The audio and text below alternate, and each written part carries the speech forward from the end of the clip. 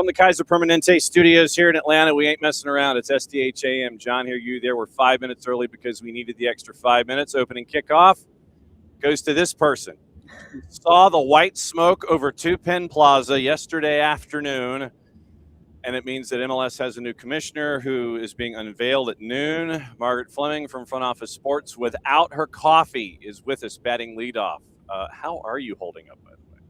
We're making it happen. Last week was insane, and things just aren't slowing down. So we're just rolling. All right. So we all kind of got the word that with everyone meeting in ivory towers and glass doors enclosed and all this kind of stuff, that this was probably going to happen yesterday. It did. Larry Berg was one of two names that was mentioned off the top as one of the contenders. It is now Larry Berg. He has broken the tape first. He is now going to be the new commissioner. And it's an interesting time for Major League Soccer on a bunch of different fronts to introduce a new commissioner. Absolutely. I mean, he's going to come in January 1st, right before his first season will be the sprint season, and in the spring. And then he will oversee the first fall to spring season. He will be in charge of the next media deal, whatever that ends up being.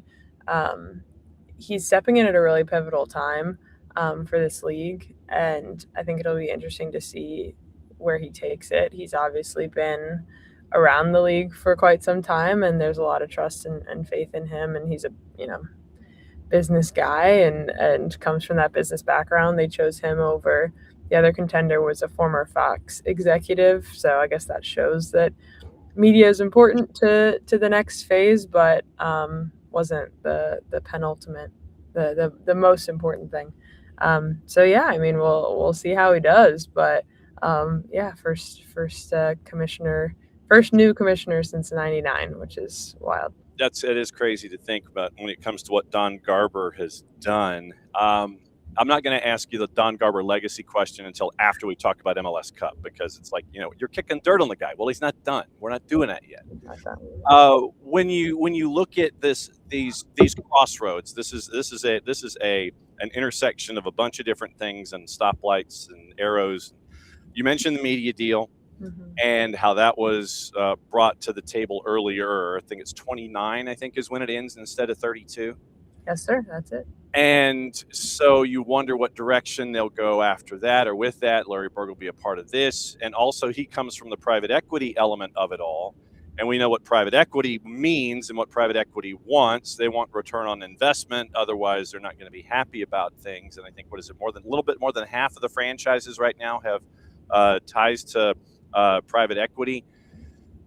Where do you see the private equity element, the business element of that attached to this future of MLS, whatever 0.0 you want to call it? It's interesting because we just spent the last week talking about getting private equity out of soccer, and now we're like choosing a private equity executive to lead MLS. I mean, it makes sense. It's a completely different thing for private equity at the governing body level versus the private level. Like you said, I think it's 16 teams that have some kind of tie to PE. So, yeah, I mean, I think to me this kind of signals that MLS is trying to take a step forward in the business world. I think a comparison that I'm drawing in my head is like the WNBA bringing Kathy Engelbert, and like she has had plenty of criticism, like much deserved over her time, but she came from that consulting business background with Deloitte, and then has just like really, she calls it, I think, like hyper growth, like really launched into this business phase over the last few years of her tenure. And so I feel like I'm kind of seeing like similar kind of echoes of that. We said, I think the media deal will probably be the biggest test for what he's able to do. And I think there's a number of ways that they could do it and it could be successful, but I think it's a huge opportunity and going to be a massive part of whether or not his first, few years or his tenure, I don't know how long, if he's planning on sticking around 30 years or whatever, but just to kind of, it'll be a big litmus test of how he's doing, is how that media deal comes together. Yeah, and as a part of the alphabet soup that you mentioned when it comes to, okay, so you said PE, right? Mm-hmm. Okay. So you have PKR, which is HSH, which is also PE, in MLS NEXT PRO, and NYCFC II might be heading in that direction. So I was trying to figure out how to do it without any kind of caffeine. But in English, Culver Kravis Roberts, just KKR, because of you don't want to get locked into the whole Kentucky Fried Chicken KFC thing. Right. Hometown Soccer Holdings, MLS Next Pro, NYCFC2. It was announced, I think, yesterday that they might be heading in that direction. They might be separating from the flock and all this kind of stuff.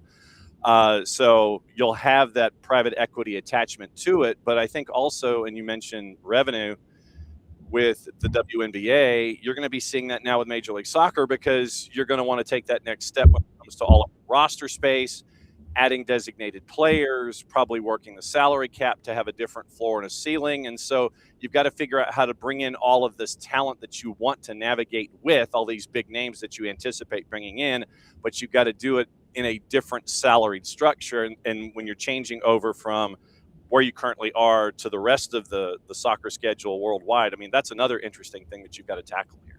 Oh, 100%. Like when you think about within the first calendar year, MLS is going to be on the fall to spring, and the thought of what that opens up talent wise.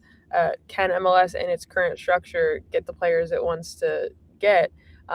And I'm not even talking just like salary in single entity structure. Are they able to do that in the current way that you can have designated players and like get those kind of salaries? Is that enough to have this small number, or will they need to open that wider? There's a lot of questions of like, if you want to be one of the top contenders in the world, like you gotta kind of make some business decisions that allow you to be there. I think a lot of sports leagues are turning to private equity right now, and I think there's pros and cons to that. Of course, there's things you worry about, and like you said, they want a return on investment. Somebody told me last week, an expert, corporate governance expert that I was talking to about the FIFA stuff, they were like private equity is about making profit, and that's not always the goal with soccer entities. With FIFA, whole other question. But you think about MLS, it's like, okay, are they trying to just make money? Are they trying to be the most, compete right up there with the European leagues? Are they trying to be able to pay players up there? There's a lot of questions, and obviously so much of it ties back to the media deal, because the media deal is able to fund a lot of different operations and rosters and all the things. So yeah, I think it's going to be it's like if we're here, it's like, is this just going to go skyrocketing up right now in the next like 5-10 years, or is it just going to kind of keep slowly climbing? And either way, growth is growth. You hope it doesn't go down, but I think there's opportunity here to really take things off if Larry Berg plays his cards right. Well, and you mentioned the growth curve. I think it's safe to say that the top 4 leagues worldwide, you can pretty much lock them in. But I think for Major League Soccer 10 to 12, depending on who you look at, I think having the number 5 or number 6 league in the world is attainable because of the talent that you're bringing in, level of competition, evenness across the board. But it does present an interesting challenge because the single entity structure is what got them to this point. And now you have this idea of private equity folks wanting to dive in and challenge the economics of success and then bring in more money. It seems like these are chainsaws here that are, it's an interesting juggle and trying to figure out, okay, we can really be a top 5 league, but we got to figure out how to do it, but not go outside of ourselves, if that makes any sense. To make another women's basketball comparison, because I can never stop talking about women's basketball, it reminds me of like how the W is primarily owned by the NBA. Mm-hmm. And so that has really accelerated its growth in a lot of ways and gotten it to where it is. And at the same time, the players can't get half the revenue just like, you can in other major leagues, because half the revenue is going to the NBA. And then they got to split it from the W from there. So it's like, it's the same kind of thing of like, this has allowed us to get to this point, but at what point are we outgrowing our own business model? I don't know if MLS is there yet. I mean, I was reading articles yesterday that were saying like, why MLS should scrap the single entity model from, long before now.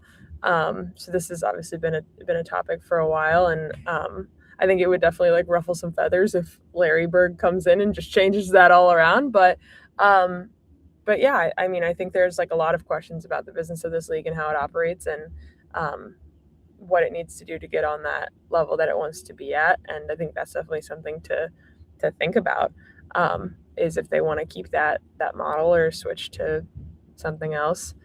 There's plenty of money floating around that they could certainly make some changes, but yeah, just another one of those things that we'll see where it goes. What do you want to hear from Larry Berg today, starting at noon?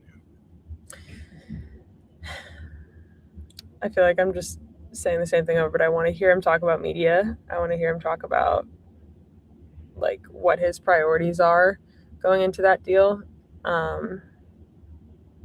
like what he's focused on. Is he going for just money at all costs, as much money as possible, or is he going for our viewership is not great because we are not transparent with numbers right now, and we need to be able to like be more accessible to people and not be behind one paywall or two paywalls, is he going to talk about, like what is most important for him going into this? Is it aligning with a major network? Is it, there were obviously priorities that went into the Apple deal, and you can assess how those went, but I'm curious, thinking of the next one.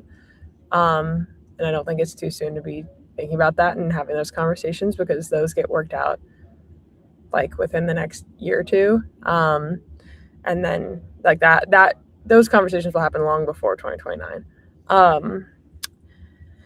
So I'll be interested about that. I will be interested to hear just like where he I think I kind of want to hear some realness from him. Like, I think that MLS has really kind of pushed this, we'll take it from here, campaign. And I want to know how. Like, what are you going to do? Like, what are you doing to actually like appeal to fans, to grow your fan base, to like what smart business decisions are you making to like to even things out, among cities. Like it's to, you saw what the World Cup was, and obviously a missed opportunity to not start, into the fall to spring now, but like what other things are you able to do that can kind of like build off of that momentum, concrete ways. I don't want to hear, like you hear so much of like, oh, and everybody cares about soccer and the momentum and it's also great. Like, what are you going to do? You don't want platitudes. You want actual facts and activity. I just want to know what he's going to do. Like, he gave all these presentations that clearly like have thoughts about him and think he has a clear vision. Like, what is your vision and how is it going to be different from what the last 30 years under Don Garber were? So that's what I hope to hear, is some concrete ways that he is going to take this league in a different direction or grow on whatever he's going to do. I don't want this just everything's so great. You don't want boilerplate sound bites where you sit there and you're raising your eyebrow going, okay, I could have just stamped and done the soundbite flow chart. Well, that's part of what being a commissioner is you take the tough questions and you can handle them. I mean, you see Roger Goodell when he sits down, he's just taking things like from left and right, all different topics, and like that's just part of it. If you want to be considered a top league, you got to be ready to like answer and face the tough questions. And so I like want him to off the bat like show that he can do that, is my thought. Yeah. All right, so noon is when the event is supposed to begin at 2 Penn Plaza, and I imagine there might be maybe something I don't know, hot tea-ish, because you're trying to avoid the caffeine thing. So whatever you're trying to do out the door there at front office to get you toward 2 Penn Plaza. How long of a commute is that from where you are to 2 Penn? It's like a 10-15 minute walk. It's not too bad. Okay. Yeah, we have a few people going over. Some of our video people are going and stuff. So we'll have a little crew. So that'll be nice. All right. So as always, Margaret, it's great to see you. Great to have your insights and great to have your intel, especially. And thanks for doing this on the hop, especially with breaking news, developing stories, and all this kind of stuff. May everything stick to the cards. May they not be corrupted. May the laptops all function correctly, and may everything make slot and deadline. You know how to come and visit anytime you want. So if there's anything you want to vent on, shoot, even if it's Toronto and Atlanta and the WNBA, you got a home. It's always good. Thank you so much. I appreciate it. Have a great rest of your morning. You too. Margaret Fleming, Front Office Sports, hanging out with us, and she's like out the door. She literally is like bang, and she's heading to the introductory press conference slated at noon for the doors to open at 11, event to begin at noon, and joining the introductory press conference electronically will be how we do it. Jimmy Haslam, CEO and chair of Haslam Sports Group, co-chair of the MLS Succession Committee. Bennett Rosenthal, lead managing owner of LAFC, which is also where Larry Berg is coming from. Co-chair of the MLS Succession Committee, Don Garber and Larry Berg, set to answer questions once again. Press conference, MLS headquarters, New York City, and that is at noon. I can't thank Margaret enough for doing this and hopping in from the absolute beginning, because it is going to be an interesting day in New York City to try to find out what Don Garber has on his mind, as we now have the succession plan completed. And it is going to be Larry Berg, the new commissioner of Major League Soccer. Don Garber is going to, after January 1st, be put in a role of chairman. Morning, Alex. Morning, David. So he will still be around to help out in advisory capacities and answering questions and all that kind of stuff. So it will be interesting to determine. And I like Margaret. I'm like, okay, how does this work? How does this with how does this work with Larry Berg in charge? And for those that may not know completely, LAFC co-managing owner, longtime Apollo Global management partner. And you had Korn Ferry, CAA, the Miles Group, knock it down to Berg and former Fox exec David Nathanson. Both gentlemen had their say on Monday in the league offices, and it was Berg who was given the okie doke. Obviously, he has to sell his ownership stake before he can take over. And you have 2 Supporter Shields, an MLS Cup, 2 CONCACAF Champions Cup finals appearances since 2018. And so most of his career was at Apollo.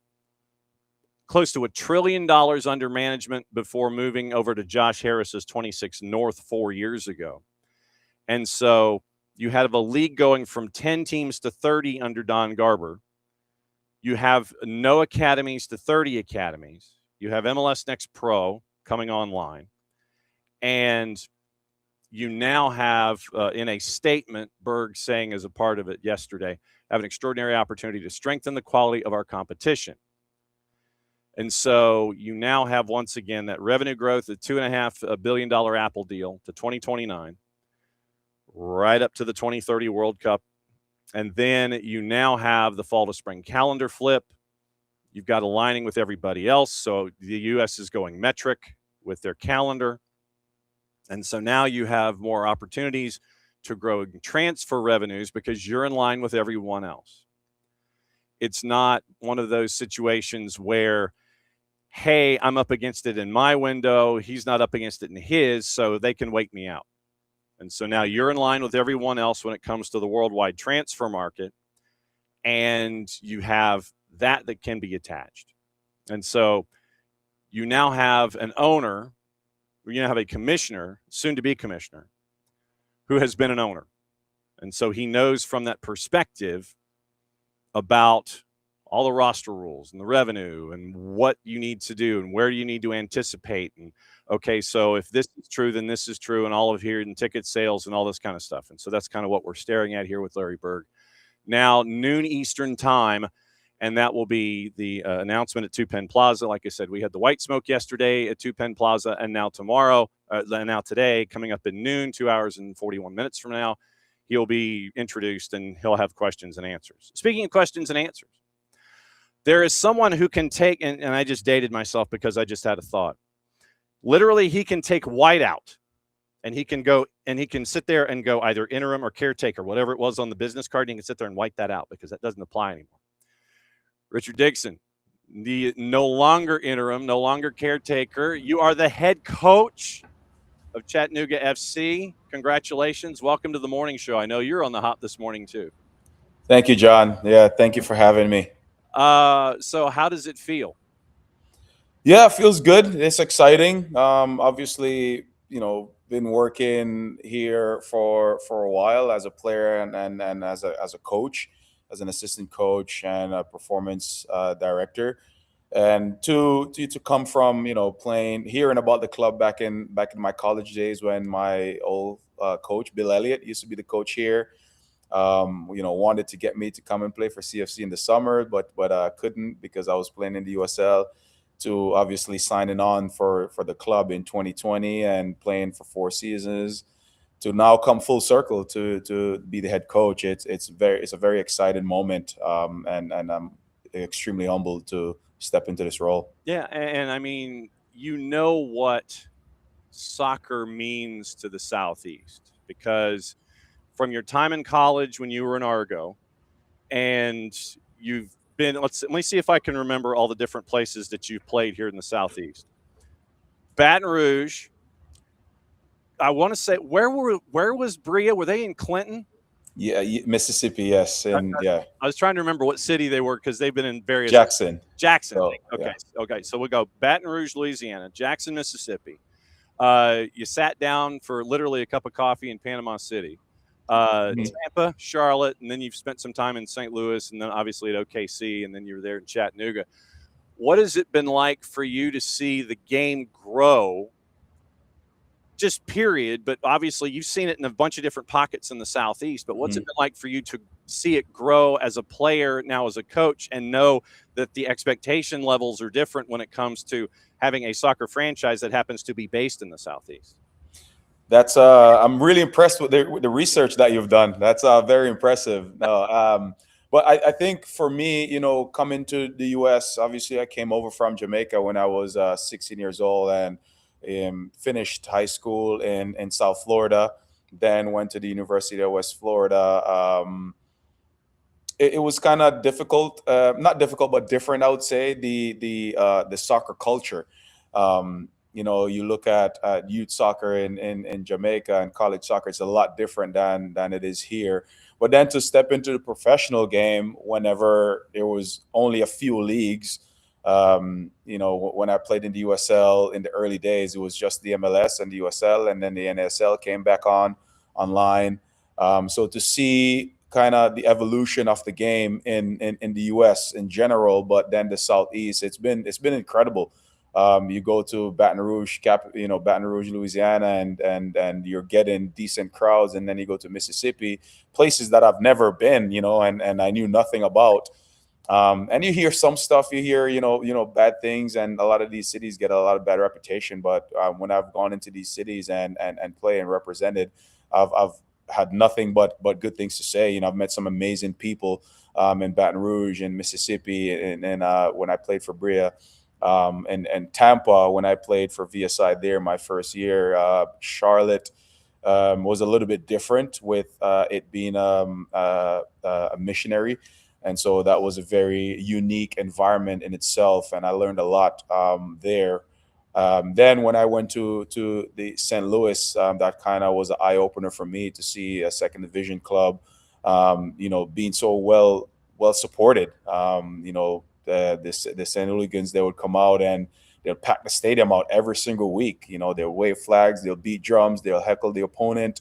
And they were there in the snow, they were there in the heat, they were there in all elements. So it was a very good experience there. And then obviously in OKC, similar setup there, to then come back to the Southeast, and then being in Chattanooga, a place that I've been hearing about for several years, and that I've seen on TV, especially when they got the 18,500. Just knowing that, man, this is, for an amateur team to be getting that crowd is unbelievable. But then to come in and to feel it, and to be a part of it is I mean, words can't explain. So it's I think when you come in, you realize that this is a soccer city. This is a soccer city, and the fans, they come and they support you through thick and thin. They know the game, they know their stuff, right? They know when you don't play well. They know when you escape by the skin of the teeth, and so it's a good city to be in, because it just continues to grow, and the fans, they continue to push the envelope as well, which we appreciate. Yeah, and the reason I brought all that up is because you get it. You get what Chattanooga is. You know what it means to everyone there from the time that you've spent there as a player, and now you're there as the head coach. Capital H, capital C. Not it's not predicate, but the beginning. There's no adjective up front to explain anything else. How long did it take you to become you as a coach? Because I know how you were as a player, but formulate who you are as a coach, or is that still a work in progress, trying to figure out who you are and how you want to present things and your style specifically on the touchline? Yeah, I think I try to be. It's a work in progress, I would say. It's a difficult league to play in, the MLS Next Pro, because you're playing against really talented young professionals. You're playing against 17 and 18-year-olds that are going to be in the MLS in a year or two. They're representing their youth national teams. They're going to be full national team players in a couple of years, and so it's a difficult league whenever you set up for one thing and you can show up on the weekend and you're playing against 5 first team players as well. And so I think continuing to establish and build our identity is important, but also being a little bit pragmatic in the way that we approach games. And so I would say, if I were to consider my playing style and my philosophy, 18 months ago, I'm possession orientated. I want to dominate possession of the ball. I want to press high. I want to regain possession quickly, and I want to keep the ball in the attacking third, and create chances. Whereas now you realize you play in a league that, most of these players, they've been in the youth system, they've been in the academies for several years, and they've been playing with each other for several years as well. And these clubs, they don't change their model, and they don't change for anybody. So these clubs, they keep getting better and better and better, which is really good. But we don't have that luxury. We have players that they come in for a year or maybe 2 years, 3 years if guys are lucky. And so you're always having to reshape and refine your model and how you approach the game and how you approach each weekend. So I would say for me as a person, I've evolved a lot. I try to be consistent. I try to be honest with myself. I try to be honest with the people that I work with every single day.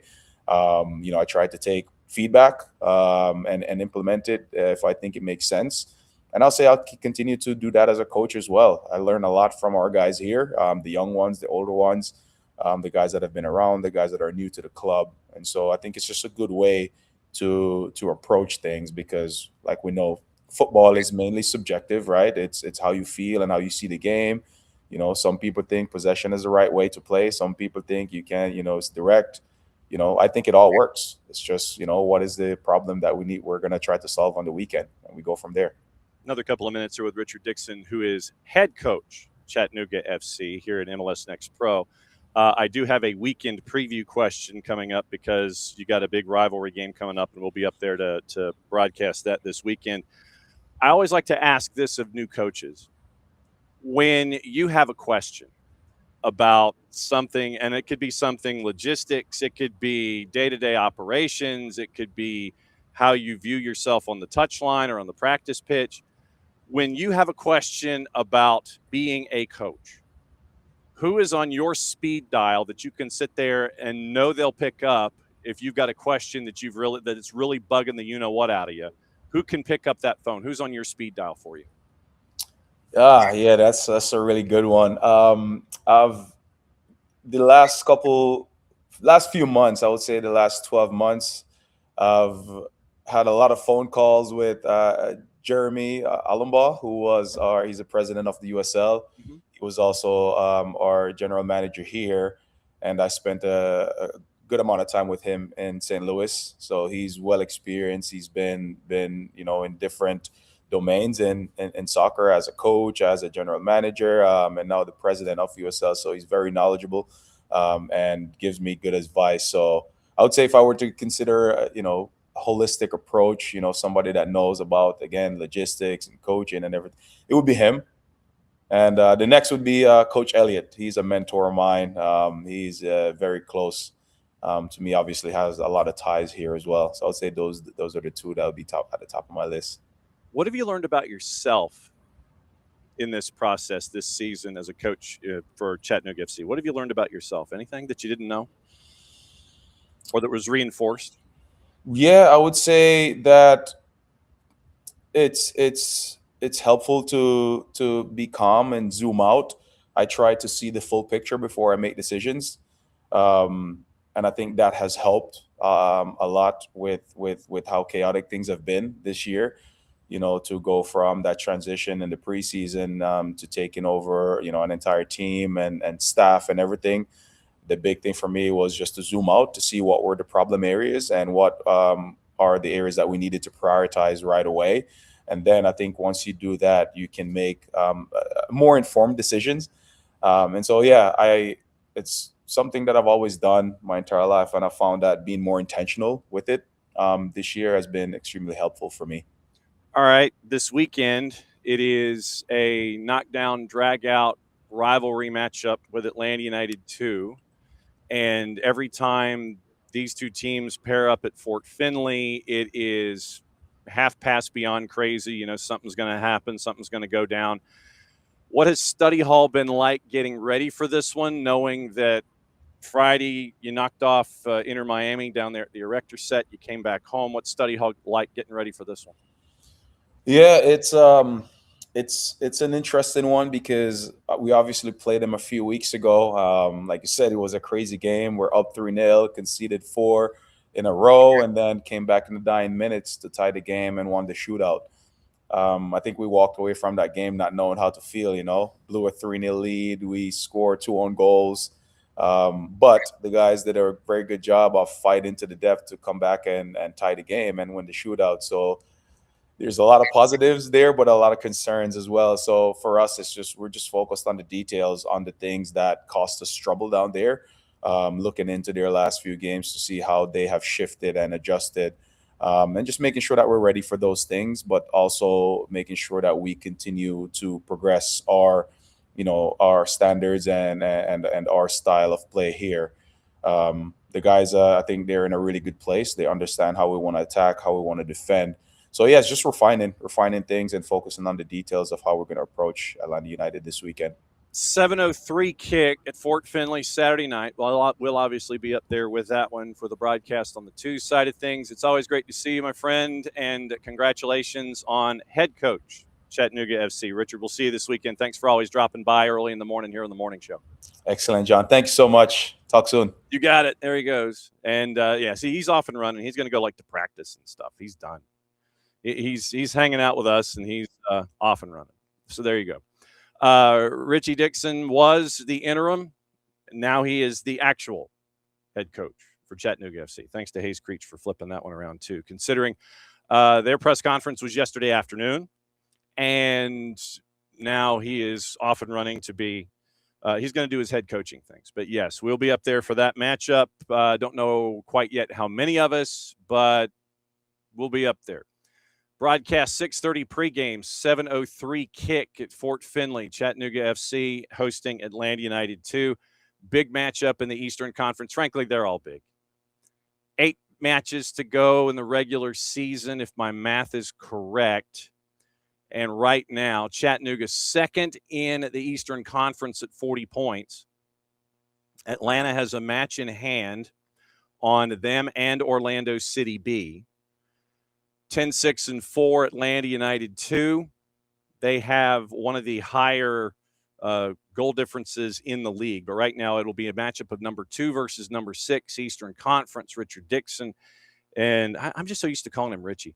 Richard Dixon, the head coach at Chattanooga FC. Thanks for dropping by and dropping that knowledge on us right now. Crown Legacy at 43 points. Chattanooga FC at 40. 10-5-6-4. Revs 2 at 39 points. Even number of matches with Crew 2. They have a superior goal difference. Orlando City B's at 35 in 5th. Atlanta United 2 is at 34 points in 6th. And they have a better goal difference than Connecticut United, who's really caught fire recently, last month or so. Connecticut United, first-year franchise. They've done really well after stumbling out of the gate. 8 right now is Chicago Fire FC 2. They're at 33 points. Red Bulls 2 at 32. They are below the playoff bar. So literally you have 5 through 10, 6 teams separated by 5 points to either stay in or try to get into the playoff picture in the Eastern Conference. NYCFC 2 is at 30 points. They're in 10th. Huntsville City Football Club is 11th at 28. Union 2 at 27. Toronto FC 2 at 25. Core are at 23 points. They're in 14th. FC Cincinnati 2 is at 16 points at 4-14, 2-2. And Inter Miami CF2, 8 points through their first 19 matches, 1-14, 4-1. That's the Eastern Conference. But, yes, once again, Atlanta United 2 goes on the road to Fort Finley. The games have been chaotic. Remember what happened last time up at Turner? It was 3-0 lead. Atlanta United 2 storms back to go to 4-3, score literally at the death to tie it at 4, and then come away with the extra point. So that's part of the large Saturday, by the way. So Saturday has now turned into the day this week for MLS Next Pro and their activity. So that's your rundown of all of that. Technically, I guess all of that was opening kickoff. Brought to us by our friends at Black Pitch Coffee and blackpitchcoffee.com. Starting your day with the most important stories in the game, the right way to start your morning. Black Pitch Coffee, part of the SDH community, showing up at events all over Atlanta. Try their home blend made with beans from Brazil, Guatemala, heavy-bodied notes of walnut, semi-sweet chocolate, and a rich world-class finish. Opening kickoff, powered by Black Pitch Coffee and blackpitchcoffee.com from the Kaiser Permanente Studios here in Atlanta. Thanks to Margaret Fleming, who's off to Two Penn Plaza to see how Larry Berg will receive his first audience as soon-to-be commissioner of Major League Soccer, and Richard Dixon, who is now off to training and getting ready for everything with Chattanooga FC as they get ready for Atlanta United 2. Okay, the rundown for the rest of the show is as follows. Top of the hour, Kacey White's going to join us. Kacey D is going to break down what she saw in some teams in the Western Conference. She's spending a lot of time in the Western Conference with Christian Miles this year. They were in Kansas City for Sporting in Houston. We're going to go over some things. We're going to have her break out her whiteboard, pardon the pun. And there were a couple of moments in the highlights that I wanted to go over with her, specifically about defending and spacing and all of that. And then we'll get into Leagues Cup. Leagues Cup starts tonight. So we'll look at all the matchups, look at the juice boxes, and we'll compare, contrast, and we'll let you know who's doing what and where. 6 matchups tonight, if my math is correct.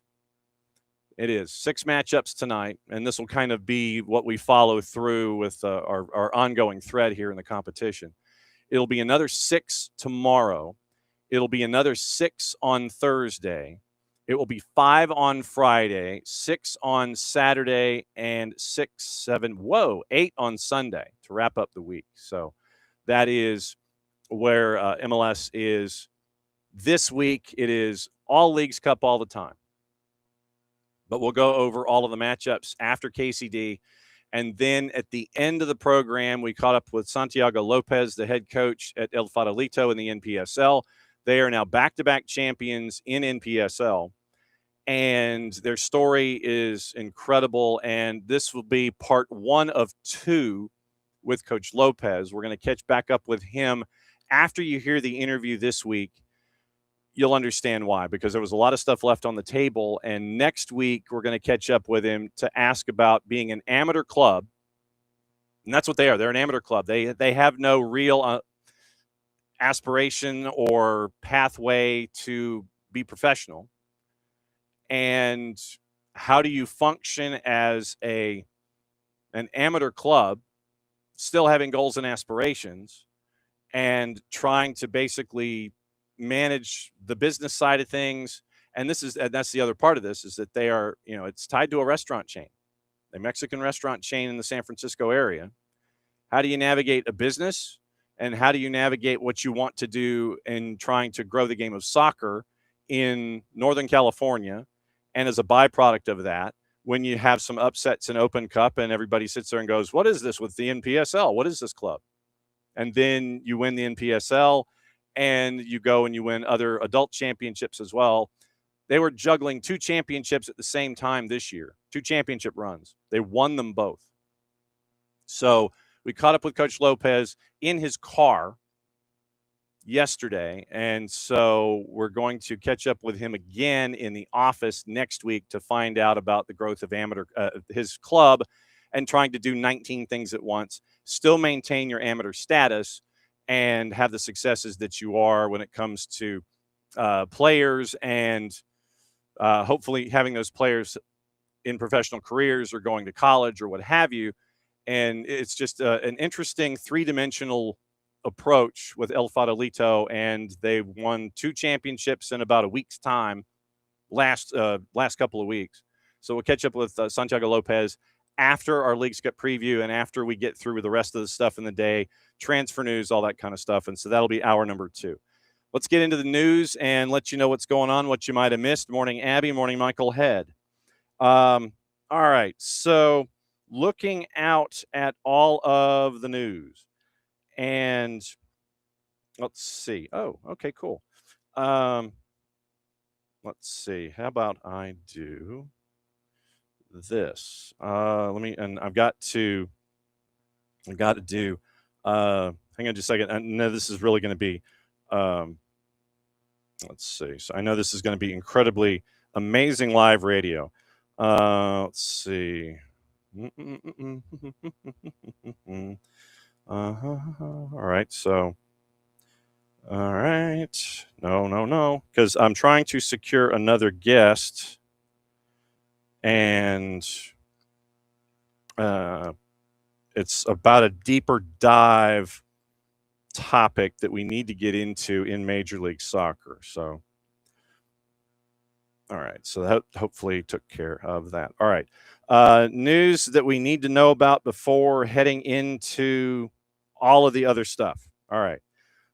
We do have to get into what's been going on involving FIFA and their latest. While we were sleeping, it was a note from Matt Hughes and Nick Ames at The Guardian. A number of CONCACAF countries are considering following Europe's lead by formally removing their support for FIFA President Gianni Infantino. All 41 members of CONCACAF understood to have submitted letters of endorsement for the re-election campaign before the World Cup, but many are now giving serious consideration to withdrawing them. Finland became the first of the 211 member associations to publicly withdraw its letter of support last Thursday, followed by Wales, whose chair Laura McAllister had proposed the World Cup boycott at an emergency UEFA meeting last week, while the FA is also understood to have written FIFA withholding their backing for Infantino. CONCACAF held an emergency meeting last Friday with a source who attended, telling The Guardian that all members are strongly aligned with UEFA, which has led the calls for Infantino to go. The meeting is understood to have featured pledges from several countries to withdraw their backing for Infantino, and some may have already done so in private. One potential difficulty for CONCACAF is the fact that 4 of their members are bidding to stage the 2031 Women's World Cup in the next hosting decision to be taken by FIFA. No other bids currently on the table. The decision still has to be approved by FIFA at an extraordinary general meeting to be held in November. U.S. Soccer Federation, according to The Guardian, understood to be deeply unhappy with Infantino, particularly with the backlash of his dealings created for the Fuller and Balogun affair. And another complicating factor is that Victor Montagliani, president of CONCACAF, has widely been touted as a potential candidate most able to take Infantino on in next March's presidential election.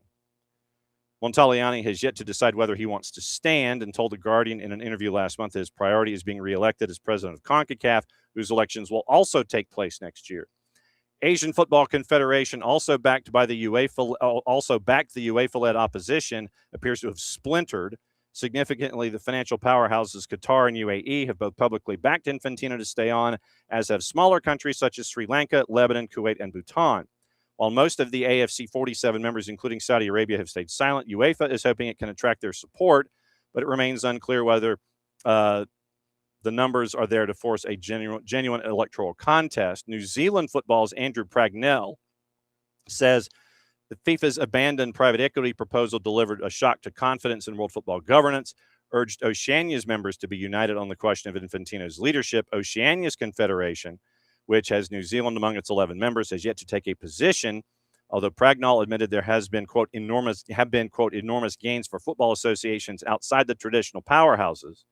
But the proposal itself, the way in which it was delivered, developed, the way members found out, and the shock to confidence amongst the international football system has cast a pretty big shadow. Pragnell added New Zealand would consult with Oceania members and other regional confederations before adopting a position, and said it would be preferable for member nations to be aligned on the matter. Let's see. Also, there was another element in this that I needed to get into. I'm trying to find out in which 98 emails were attached to it. And I'm trying to see if I can find it. Of course, I can't. But right now, this was the other thing from The Athletic. So the monies that were promised in this hemisphere from the World Cup, this is from Adam Crafton as of about 7:45 this morning. Host cities for the 26th World Cup are wanting the millions of dollars they believe they were promised by FIFA and have so far gone unpaid. Before the Club World Cup in 25, FIFA President Gianni Infantino announced that FIFA would make a contribution of $1 million to each of the 11 cities across the country who are hosting matches during the club tournament, described as a legacy contribution in quotation marks. Said the funds would be used to build many pitches and support social projects. After the announcement, U.S. cities scheduled to host the games in 26 asked if they would receive the same $1 million contribution for the more substantial and costly role of the World Cup. According to 4 executives at U.S. host city committees, all of whom asked to remain anonymous to protect relationships, FIFA management repeatedly assured the cities they would receive the same $1 million contribution towards legacy, despite no public statement ever being made by the organization. The 4 executives interviewed by The Athletic said the promise was made verbally by members of FIFA's senior management, reiterated to cities in meetings, but it has not been paid, meaning several cities are now asking FIFA staff for updates on the payments. 2 host city execs told The Athletic they found it difficult to understand how FIFA would be stalling or being non-committal on these relatively minor payments to cities who subsidize their tournament and helped FIFA maximize returns. FIFA's operating budget for the tournament was around $2.7 billion. So that was also brought out this morning as well. And I think, was that the last thing? I think it was. I believe it was. Okay, so that's the update on that front this morning. Other stuff that we need to know and kind of just have in our hip pocket one way or the other. Thiago Almada's transfer down to 2 clubs, River Plate and Flamengo. And right now, Flamengo's sporting director, Jose Boto, flew to Buenos Aires himself to meet with Almada's reps. And he said it was a boundary, basically. Quote, I didn't go to Argentina to convince Almada because it would be stupid on Almada's part if I had to convince him. And this is from our friends at GE Globo. Played 6 months in Brazil, knows Flamengo's greatness. Added Flamengo will not enter into a bidding war. River Plate, apparently they are deep into personal terms when it comes to agreeing on the contract. He was in the stands for River's loss to Rosario Central. Neither club has a deal yet with Atletico de Madrid, who signed Almada last June for 21 million euros for half of his pass. And Botafogo now want to recoup close to that figure as they move on from him. The numbers that had been posted last week late were around 20. And so obviously with folks in front of him on the depth chart at Atleti, Kangan Lee, Alex Grimaldo, Morten Schulman, minutes aren't there. Flamengo wanted to have Almada in place before the round of 16 Copa Libertadores. And now you've got about a month before Spain's transfer window closes. And now you're trying to get things done by that month. Another couple of things here to keep an eye on. Major League Soccer said they are investigating reported anti-Semitic and discriminatory language directed at Revolution forward Dor Turgeman during the draw in Montreal. Rev said that Turgeman was subjected to verbal abuse. After scoring in the 35th minute, club immediately reported the incident to the league. Montreal said they are cooperating, and the Revs will take necessary action along with Major League Soccer. It has been floated out there what was allegedly said. If it was in fact said, those folks, when they are found out, have no business being inside a building to watch the sport ever again. I know that when I always say stuff like that, the biggest thing for me is enforcement. But that has no place That has no place, zero place, none. If what is being reported was in fact what was said, those individuals, that individual or individuals who said that, have no place inside a gate to watch the sport ever again. And they also ought to be brought up on the appropriate charges inside Quebec province too. Hate speech, take your pick. Fullest extent of the law, if what was reported is what was said. So we'll keep an eye on that. Once again, Leagues Cup, once again across the border for the first time. Playing on Mexican soil in Vancouver and Dallas and San Diego FC. San Diego FC! Playing across in Mexico for the first time. Very, very cool. The Galaxy and Chucky Lozano. Keep an eye on this. Chucky Lozano might be a loan deal from San Diego FC to Los Angeles Galaxy.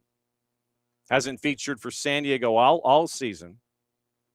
Moved him out of their plans to be a part of anything.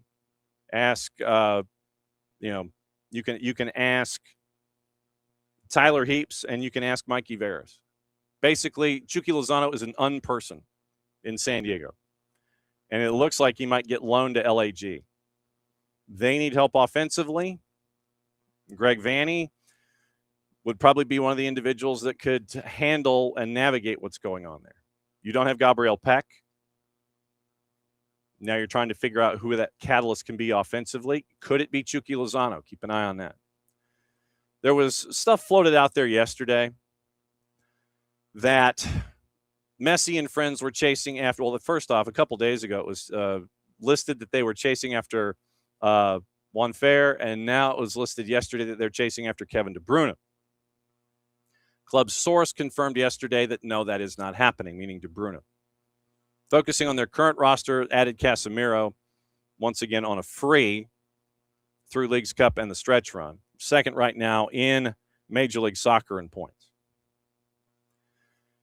We're going to chase this story too in the lower divisions. We'll catch up with Kaylor Hodges tonight and ask him about it. Portland Hearts of Pine unveiled plans for basically a 10,000-seater at Cassidy Point, a former coal storage site along the Fore River in Portland, Maine.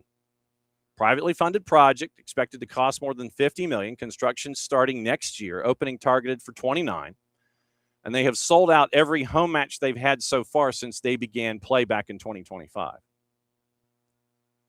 So that is very cool to get that. I believe there's a press conference this morning, as a matter of fact, and we'll try to effort stuff out of Portland, Maine on that, on the growth of P-Hop in League One. But we're going to talk to Kaylor Hodges tonight on tape. You'll hear that tomorrow on the network along with Dylan Butler.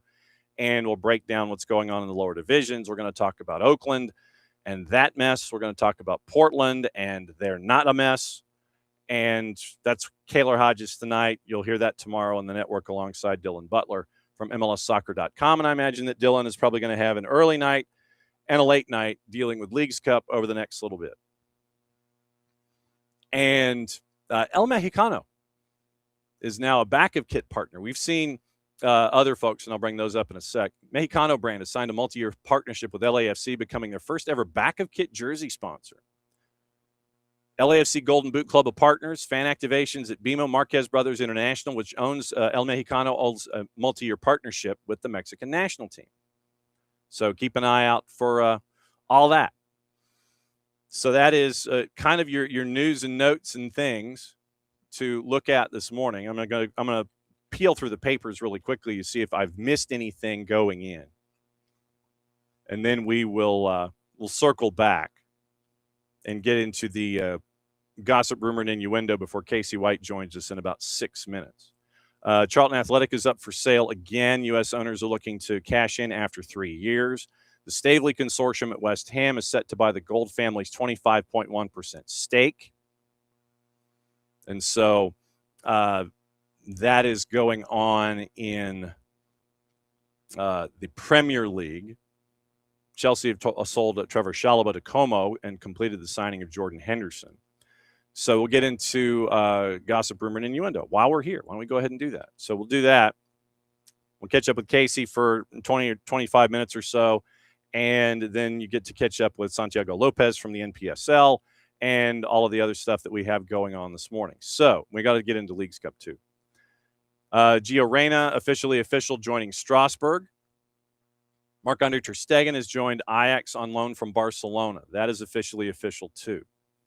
Also, your rumors for the morning. Fenerbahce ready to make an ambitious move to sign Manchester United forward Marcus Rashford, according to the three-letter paper. Barca boss Hansi Flick admitted he'd miss him when it was announced he wouldn't join the club permanently. Not looking to keep hold of him. He's now on a three-man shortlist for a Turkish Super League club alongside AC Milan's Rafa Leao and Ismail Assar. So Fenerbahce, keep an eye on Marcus Rashford. Barca monitoring the progress between Manchester City and Real Madrid over the signing of Rodri, according to AS. Los Blancos still the front runners. City demands for a fee of at least 60 million euro. And they ain't too keen on that, which means that Barcelona could go in and try and grab pole position on that one. AS suggesting in another report Rodri's only interested in joining Madrid if he leaves the Etihad. City have a replacement planned already. Florian Plettenberg, Sky Germany, reporting that they've reached a full agreement with 18-year-old Lille midfielder Ayoub Bouadi on personal terms. Negotiations with Lille over a fee of around 70 million euro for Bouadi's move ongoing after he caught a lot of folks' eyes with his performance in Morocco in the World Cup. City's in pole position to sign. Talks have started between Liverpool and PSG regarding Bradley Barcola, according to Fabrizio Romano. Reds have made an official offer to sign the France international worth over 100 million euro. Talks will continue, with the initial attempt falling short of Le Parisien's demand of 150. Wants to make the move to Liverpool. Florian Plettenberg adds Barcola as Liverpool's top option. Personal terms not an issue. PSG want to speed up negotiations to complete the signing of Barca forward Ferran Torres, according to Matteo Moretto. The Ligue 1 club aiming to close a deal with the Blaugrana, optimistic a 55 million euro deal for the 26-year-old could be closed quickly. ESPN, Real Madrid have made an improved contract offer to Vinicius Jr. Arsenal, we know they're chasing as well. Growing speculation over his future in recent weeks. Current deal set to expire in June of 27. Madrid have now offered Vinicius a contract worth 22 million euro a year. The gap is still significant. Vinicius Jr. is demanding 30. Gonzalo Garcia has joined Fulham from Real Madrid. The 22-year-old's moved for West London on a 5-year deal through 2031 with a club option to extend a year, deal worth 40 million euro. Jordan Henderson completed the move to Chelsea after leaving Brentford on a free. It's a 2-year deal at Stamford Bridge. Chelsea want to send Mykhailo Mudryk on loan to Strasbourg, despite the expectation he would join a Premier League club after his recent ban. That's from Foot Mercato. Internazionale have reached an agreement with Spurs to sign Cuti Romero for around 40 million euro. They now need to reach a deal with the player. That's from Gazzetta. 4-letter paper, Nottingham Forest attacking midfielder Morgan Gibbs-White considered a target for Bayern Munich. Chelsea is interested. Corriere dello Sport, PSG could sign Zion Suzuki from Parma and loan him to Juve. Philipp Heinz, Leipzig's preferred option for their attack is Hoffenheim's Fisnik Aslani, whose signing would be viewed independent of Yan Diamande's possible departure. Team Talk, Chelsea have reached an agreement with Rayo Vallecano for Pep Chavarria, who's been given permission to travel to London for a medical. 3-letter paper, Arsenal hoping to complete the signing of 18-year-old Blackburn Rovers striker Igor Tyjon. Corriere dello Sport, Real Madrid winger Franco Mastantuono make a decision about whether he wants to join AC Milan or Fiorentina on loan. 3-letter paper, Villa preparing a 35 million euro offer to sign Barca midfielder Marc Bernal. Internazionale reignited their interest in Juve winger Nico Gonzalez. Al Ittihad's Moussa Diaby is still a strong contender. That's from Sky Italia. They also say Moise Kean is Como's priority for their attack. Fiorentina intent on keeping him. Fabrizio Romano, speaking of Como, once again, the Trevor Chalobah deal. Verbal was announced earlier this morning, 30 million euro plus 6 in add-ons, a clause that will see the Blues get a sell on any future move. Nicola Schira, positive talks between Cagliari and Atalanta over a loan for Daniel Maldini that will include an option to make the deal permanent. Team Talk, Everton confident of signing Celtic right back Alistair Johnston, who is eager to make the step up to the Premier League. That's the gossip, rumor, and innuendo as we know it. And it's Tuesday at 10 as we all catch our breath to a bit, because it's also now time for the hydration break, brought to us by our friends at local Vine Beer, Wine, and Liquor stores, 2 locations, and we bring in Kacey D. Now, do you wish to join in the hydration break? Are you properly hydrated? I'm hydrating with my coffee. Mm-hmm. How are you? Incoherent. Thank you for asking. Same. Yeah, I'm right there with you. Couple of things I wanted to get into this morning with you. It's good to have you in one location. I know you like the globe-trotting aspect of everything and catching up with you in hotels, but to have your feet firmly planted inside the casa, I'm sure is a plus. Yes, for a few weeks at least. Whoa. All right. So I want to get into Sporting Kansas City and Houston. I want to get into that matchup because there were a couple of things that I picked up, and this would be where we get out your whiteboard. I know. This is where we get out the hashtag, pun whiteboard. Because I noticed some things on tape and in your call that I wanted to kind of break down in the two goals. I also wanted to kind of get your thoughts on Leagues Cup. And there was the Jenna Niswanger transfer, just the fact that it's a six-figure transfer on the NWSL. I wanted to kind of get into that a little bit. It's just kind of like newsy notes and headlining things. And there was something out of Como that I thought was really interesting having to do with their season ticket holders. And I didn't know if you had seen that. You get to inform me. So let's we can get into that too, but it'll be hot off the press for me. Okay. But that'll be kind of toward the end because it's kind of newsy and stuff. You and Christian were at Sporting in Houston, and looking at that one from 30,000 feet going in, Sporting Kansas City's sporting director, David Lee, at the beginning of this season, I mean, there were points in training camp where they didn't have a full roster. I mean, literally it was like 18 dudes. And he said, I want to bring in like a dozen guys. And he probably, if he could bring in all of North Dakota to help out with the rosters, he would probably do that. Houston, you and Christian seem to be the Dynamo broadcasting network so far this year. So you've gotten your True. You got your fill on Guilherme and everybody there that has come to the fore. Now that the game is over and you've had a chance to kind of digest it a little bit, what sticks in your mind from what you saw in Sporting and in Houston? Well, first of all, 2 weeks in a row, we've gotten a red card that completely changed the game. We can get into that later, but I had to say that because there is just such a difference from what we saw before the red card and after the red card.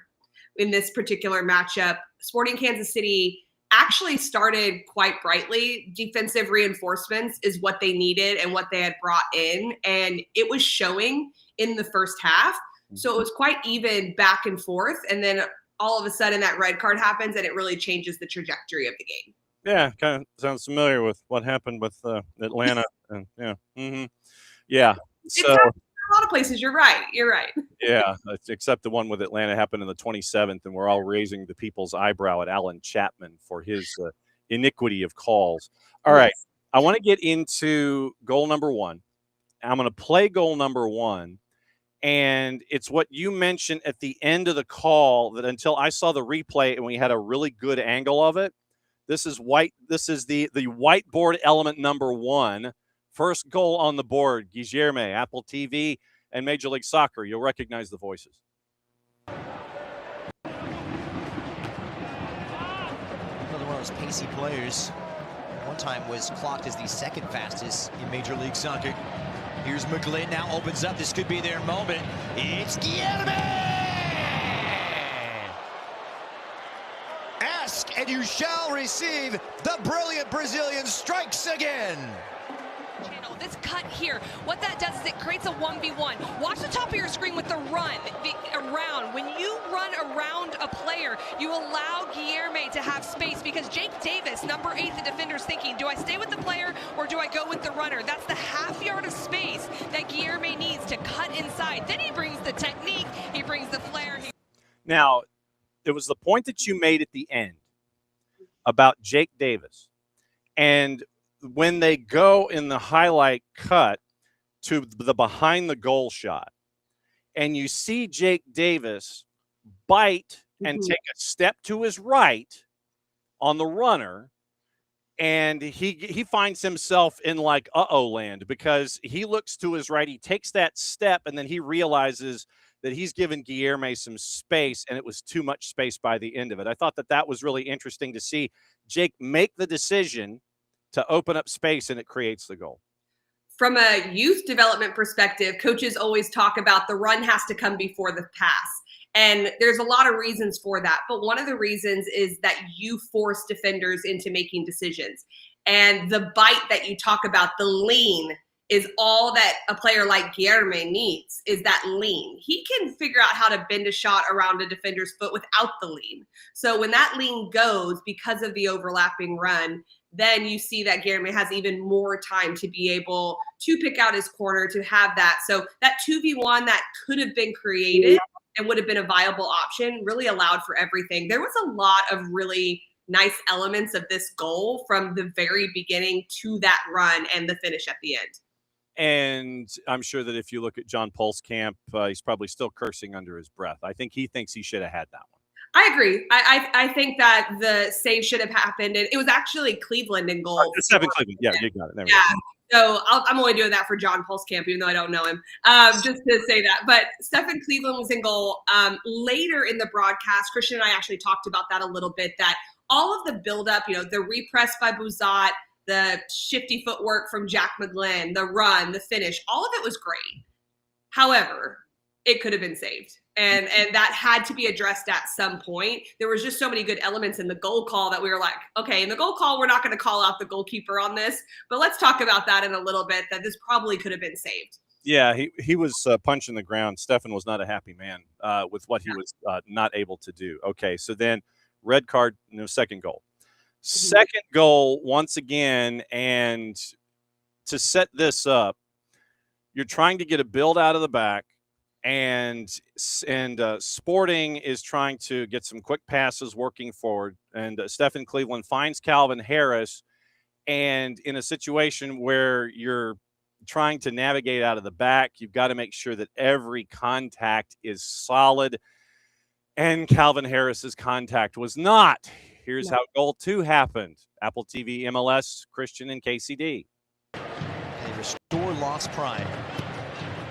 It's the Dynamo outfit, Kacey. They're really going to punish right here. Bouzat just does that. Catastrophic error, and Bouzat punishes for Houston. This is a critical mistake from Calvin Harris. Watch in the middle of your screen. In the build, he's going to come into this area. There's nothing wrong with this, but he goes in the one-touch back, does not realize that Bouzat is there. You have to take inventory of where your players are, what the press has been, the game, but the problem is Harris plays in the wide channels normally, so hasn't faced the press that Houston Dynamo shows. He gives it right to Bouzat. Okay, and I thought that was another interesting point too, is that Calvin Harris is used to playing wider spaces. Calvin Harris is right down Main Street. He gets the pass from Cleveland, and there wasn't enough weight on the return, and he was surrounded first, and then the pass back to Cleveland put everything in no man's land, and it was a slam dunk. The technical error, of course, has to be addressed. That's the obvious piece, is that he kind of chops at the ball. It hits the underside of his cleat and goes right to Bouzat. He has pressure, so you have to absorb pressure. He probably should take a touch, or if you're going to one-touch it, you bounce it out into the wide channel, because if anything goes wrong, everyone immediately narrows and can make up for that mistake. What he does is he goes that first-time ball back. Anytime you're in the build, you're in your biggest shape that you're going to be in. So any type of turnover right in that center channel is catastrophic, as Christian said. And Bouzat actually had a nice finish. Cleveland, I thought, cut down the angle as well as he could. Nothing he could do in that moment. But it speaks to how Sporting Kansas City wants to play. They want to be fluid. They want to move. But we've really never seen Calvin Harris get into the 6, into the defensive midfield position. So that was a little bit rare that we were seeing him come into there, and it really hurt them. And it was tough, honestly, John, because the first half for Sporting Kansas City, everything that had gone wrong versus LAFC, they were doing well. They were repressing well. Their rest defense behind the ball was good. Their center backs were stepping into space defensively. It looked like a really even game. So it just completely changed in the second half.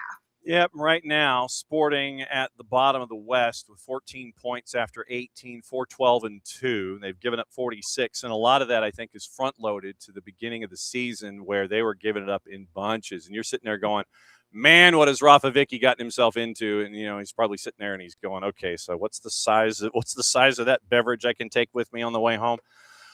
Now that they've gotten a little used to Rafa Vicky, 11-man Sporting Kansas City. What have you seen? I believe that they're a lot more stable than they've shown. When this red card happened, honestly, John, it was like, what more can go wrong right now? Like, can they catch a break? Because of how the first 45 looked. I don't claim to not be an optimistic person. I definitely am. So I'm always a little bit of a glass half full person, analyst, however you want to look at it. But I actually do believe that they showed some really nice signs bouncing back from LAFC into this game to solve the issues with Moises Mosquera going into the center back role next to Blorian. 3 changes on the back line, which is incredibly hard to find your unit work quickly, but they did. The problem is there's that mental lapse of I'm on a yellow card and I'm going to fly in on this tackle on a second yellow right before half when everything has actually gone well. Anytime you talk to other coaches, they talk about Jovic, they talk about the interchange in midfield and how the attacking group of Sporting Kansas City causes problems for teams. It does, but they give up too many goals. And that was being addressed in this game until the red card. And it's just almost impossible to hold off a team like Houston. Not that they score a ton of goals, but they're incredibly efficient. And thank goodness Guilherme got the all-star nod, because I would have been up in arms if he did it. I was like, come on, this guy, what else does he have to do? But a team that's efficient like that, and that seems like they don't really get rattled if they're not scoring, they eventually found that breakthrough. Houston right now, they're in that chase group. You've got the group at the top of the Western Conference, 3 teams, 34, 34, and 33, Vancouver, LAFC, and San Jose. Houston's at the top of that chase group. Right now, they're in 4th at 9-6-2 after 17 matches. And it seems like all of the turnover and all of the acquisitions and the unhappiness of Ben Olsen having folks jettisoned, and apparently he wasn't told, that seems to have been at least papered over here in the midterm, 17 matches in. And right now you're in that final, you're the top 4, you're 4th right now in the West. We've been a bit of a fly on the wall with this Houston Dynamo team, and have had a lot of conversations with Ben Olsen throughout the year. And one thing I always appreciate about him is how honest he is about himself, his team, the league, the status of where they're at, all of it. And so we've had that front row seat in a lot of ways. The major turning point for Houston was mid-April. I believe it was the 17th or 18th of April. I can't remember the exact date, where they played Orlando City. And Christian and I were on that game. And right before that game, they were leaking goals. They gave up 6 goals to Colorado just prior, a week or 2 prior. And Ben just said, something has to change. He wouldn't really tell us what tactically he was going to change going into that game, but we saw it. He went into a 4-back system. He figured out how to play with 2 blocks of 4 or 4-5-1. He switched it up, and just to make it more difficult to score goals and trust the transition game.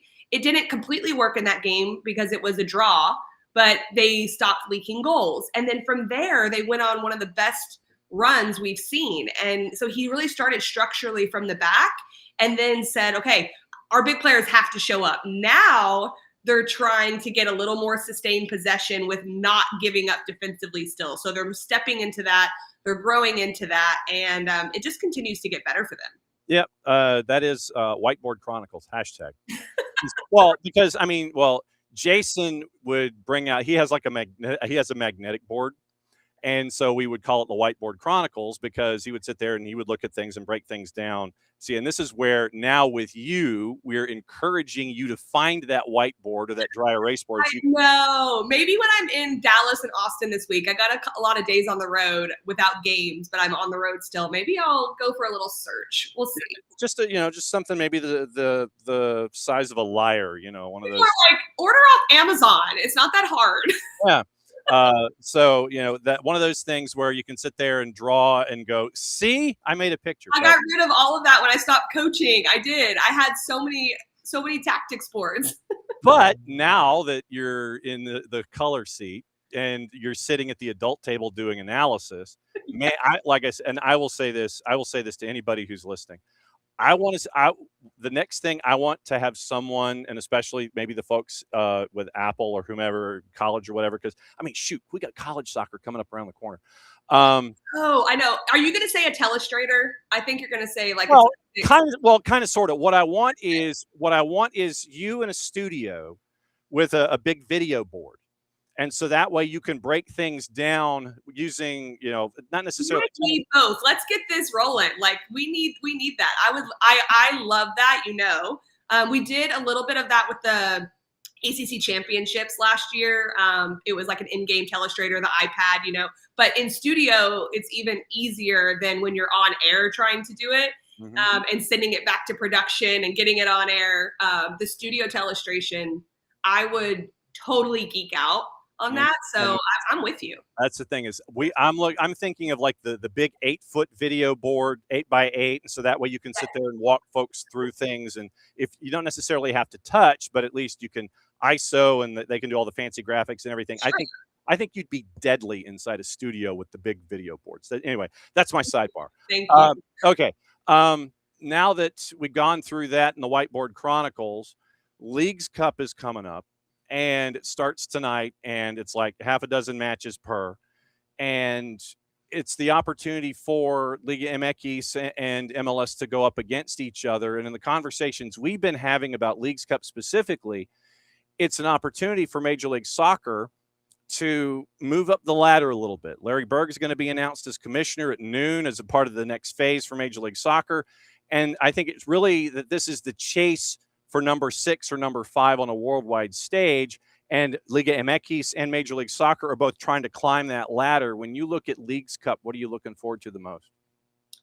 A lot of games. We got really spoiled with the World Cup. So I am excited not only to call a few of these group games. I have 3 games this week with Christian, but to be able to watch a lot of games again and even see more of the Liga MX teams, I think is a lot of fun. So from an analyst perspective and also a fan perspective, just the amount of games that we're about to have in the next week, I think the coaches would disagree with me in the middle of regular season how many games there are.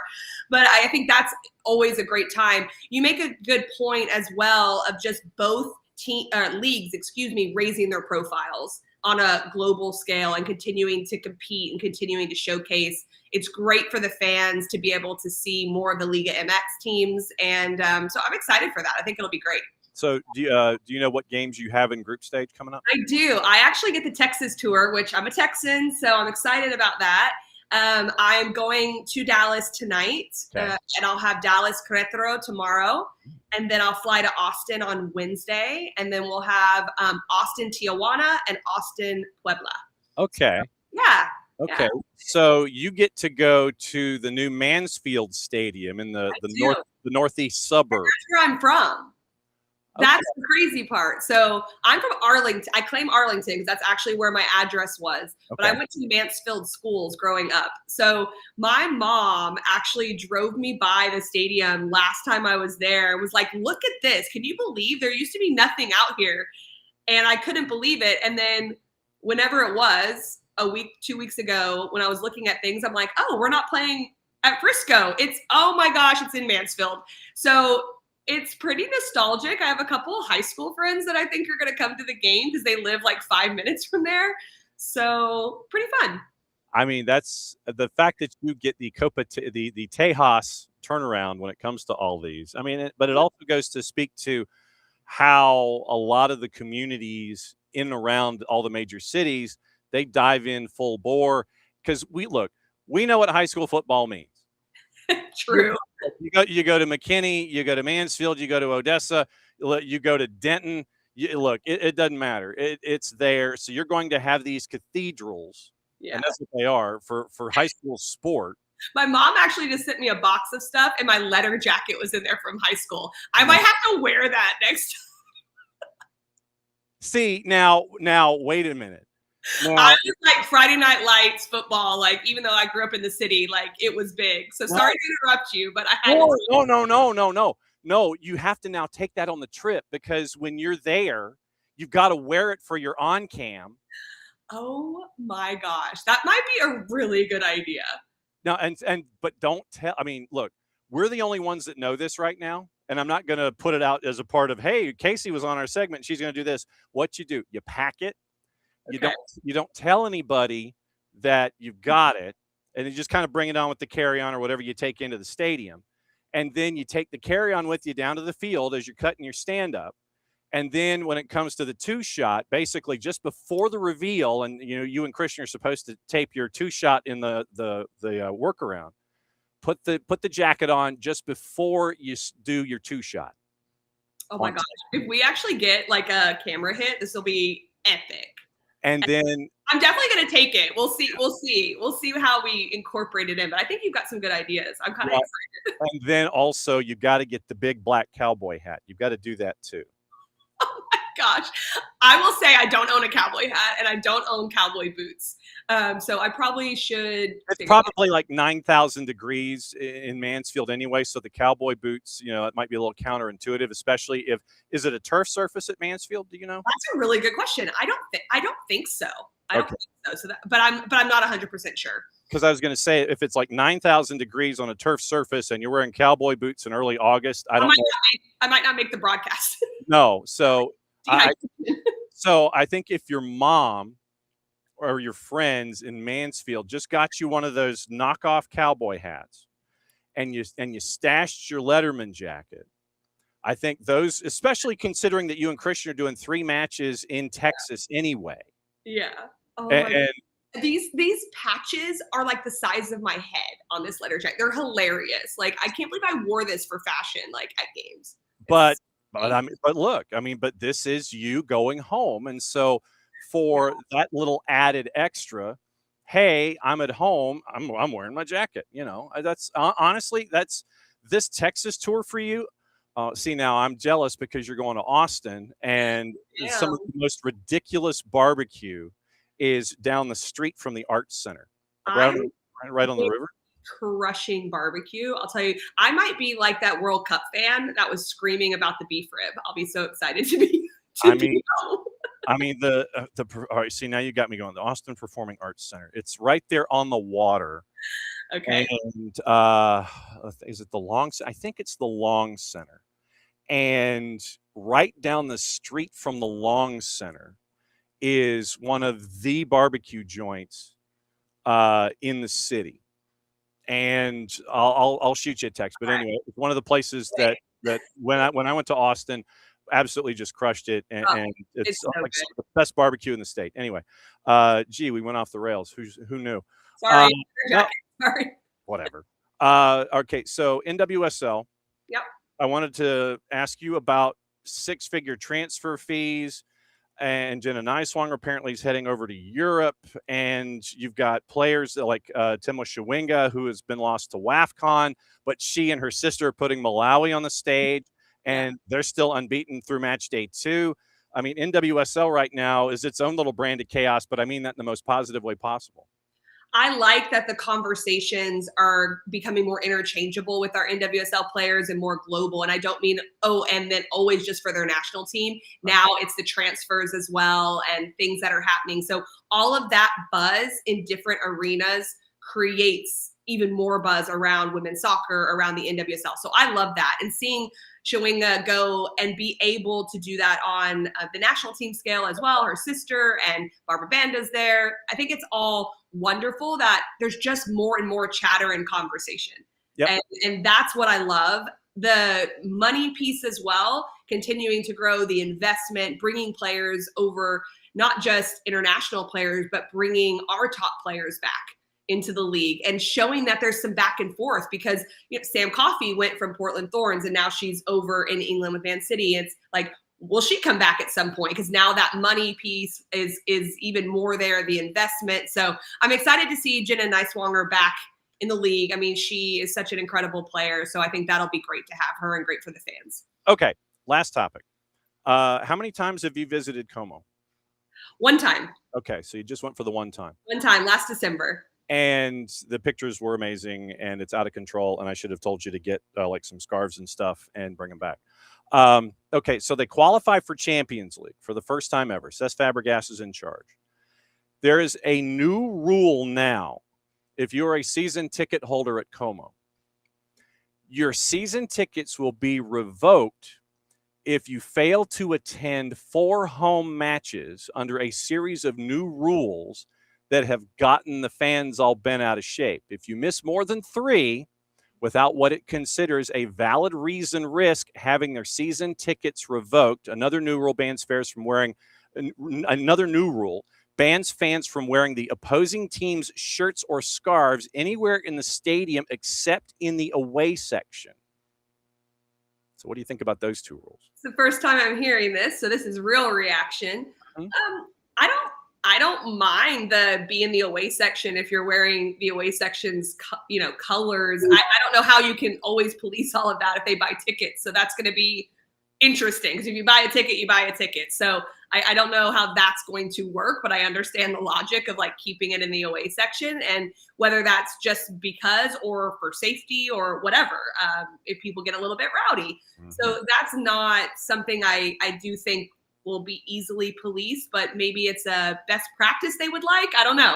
Maybe they're just throwing it out there. So that's what I would think, because I don't know how you do that if they buy a ticket. As far as the how many matches you can make, I mean, that's really difficult, because I think you're still talking about the pay. Like if you're a paying customer and you pay for those tickets, they're your tickets. And so I just don't understand how that's going to all be enforced unless they have you sign something that when you buy them, you're willing to abide by that. So will that affect overall season ticket sales because people don't want to agree to that? I think it's interesting, and they're a pretty powerful club right now, and they're doing a lot of really great things, but I'll be interested to see how that plays out. Yep. And what was it like? Because the stadium in and of itself and where it's positioned, I mean, it is flat gorgeous. It is. And when you went over and you got to sit there and go, hey, I'm at Como, take your pictures and everything. I was over in December and it was still beautiful. It was colder, of course, but it was beautiful right there on the lake. It's obviously a smaller venue, and that shows just like the journey that they're going through. I like that a little bit. Like, I know it comes with, obviously from a business perspective, if you can sell more seats and hosting big games and things like that, there's some challenges, but it's beautiful there. And it's right where you can walk into the city and cobblestone roads, and it's fantastic. And I can't wait to go back. I'm hoping to go back. I got invited to go back this fall, but you got to work. So I got to call games. So we'll see. Maybe when the calendar changes to like the MLS, where I have the summer off, I can go to some preseason games or end of season. We'll see. Well, you got to tell H to have them come over here. That is true. That is true. Maybe you and I can work on that. Where are we going to host them? I mean, seriously. I mean, look with NWSL Atlanta coming online in 28. That's a no-brainer. Bring them over. Well, look, you bring them over and have them go to have them play at Mercedes-Benz or something. And they've made. I mean, Heather's done an incredible job, with putting a roster together. And to go from where they were in 4th division to Serie B to now Serie A, and figuring out like you have to make the jumps of signing new players. And I'm really excited. I've been on that journey with her behind the scenes of just being a sounding board and chatting with her as her friend, and she's just done an absolutely incredible job there. And so I'm excited to see how that goes this year. It's going to be a huge jump, and that's always difficult, but I'm excited for them. Serie A Femenil established in 68. Now you're going to have me go down that rabbit hole when it comes to the pyramid. No, I switched from the men to the women. Sorry, I transitioned over there. What? That's fine. I don't care. I mean, it's just all right. So Heather fan. So wherever Heather goes, I'm a supporter. Yeah, no, it's all good. So now I'm going to sit there. I'm going to look at her roster and see if there are any American connections, and then go and see what's going on with. We can get interviews and see.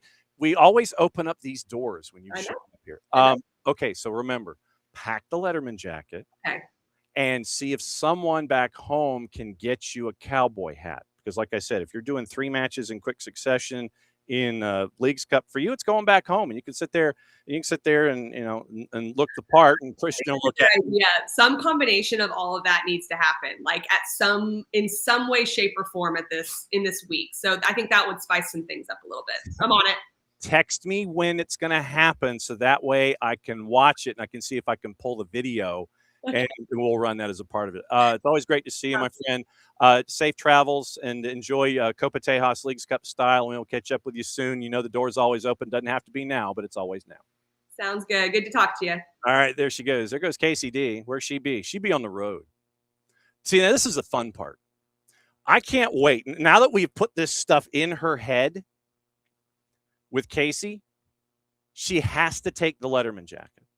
She has to. And that stand up there in Mansfield, if they're doing the on-camera whip around, or even if they have booth cam, she has to have the Letterman jacket. And then I think maybe for match day 3, then she can, wear the cowboy hat or something like that. And then I'm sure that, what would really be funny is if match day 1 in Mansfield, she wears the Letterman jacket. Match day 2 in Austin, she wears the cowboy hat. Match day 3, Christian wears the cowboy hat.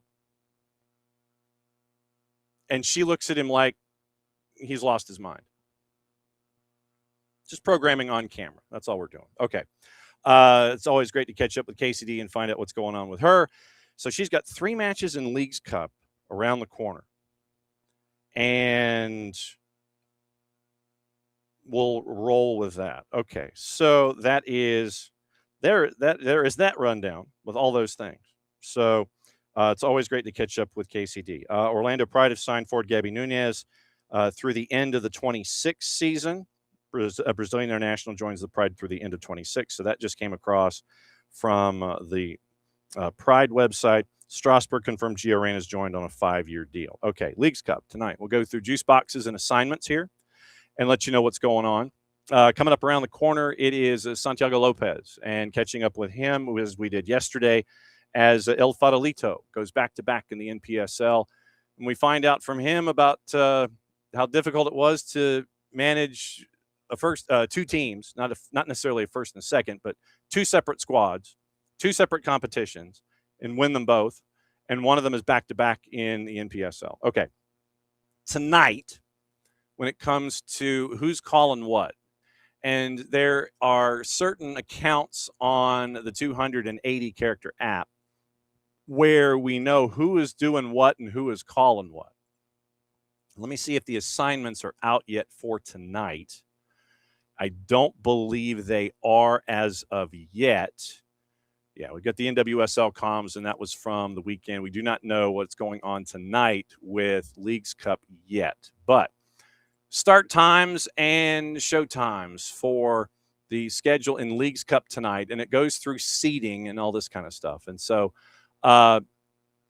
tonight it is Columbus and Atlas at Scott's Miracle Grove Field.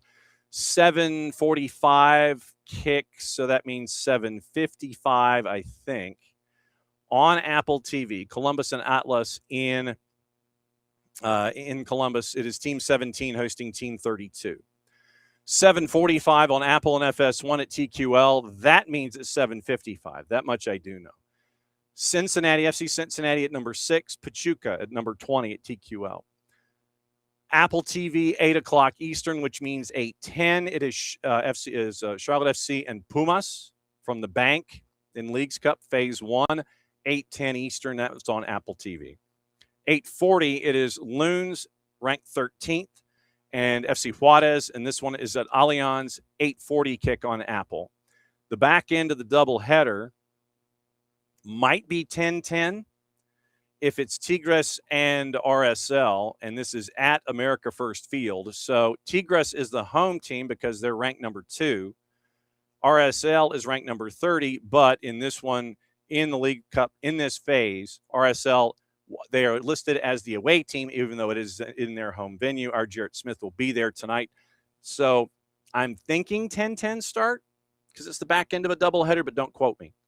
And then 10:40, it is Vancouver and Atlante. Now, remember, Atlante purchased, the ownership group for Atlante purchased Monterrey's charter in Liga MX, and that's why Monterrey went away after last season, and Atlante came back in.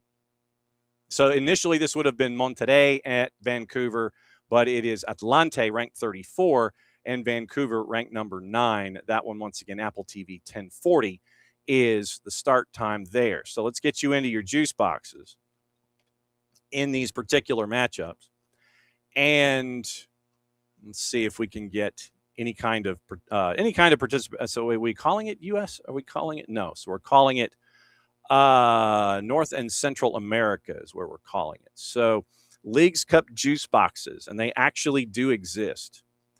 So tonight, Crew at home is a minus 125. Draw with Atlas is a plus 275. And Atlas to win on the road is a plus 320. FC Cincinnati, even money plus 100, hosting Pachuca. Pachuca is a plus 2.25. Your draw is a plus 290. Charlotte FC hosting Pumas is a plus 125. So they're favored on the plus side at home. Draw is a plus 270. And Pumas is a plus 188. Loons and FC Juarez. Loons are a minus 132 at home. FC Juarez is a plus 309. And your draw is a plus 290. Tigres is a home team on the road as a dog. Since, once again, this is being played at America First, Tigres is the home team playing RSL, designated. So Tigres on the road is a plus 175, draws a plus 260. Real Salt Lake is a plus 140. I like the draw option here at the very least because of Tigres being Tigres, and they're still Tigres. I think that being at America First might sway things a little bit, but I don't think it'll sway it all the way over by comparison. Then your late game with Vancouver Whitecaps and Atlante. It is Vancouver at a minus 400. No real surprise. Atlante being the new club in Liga MX.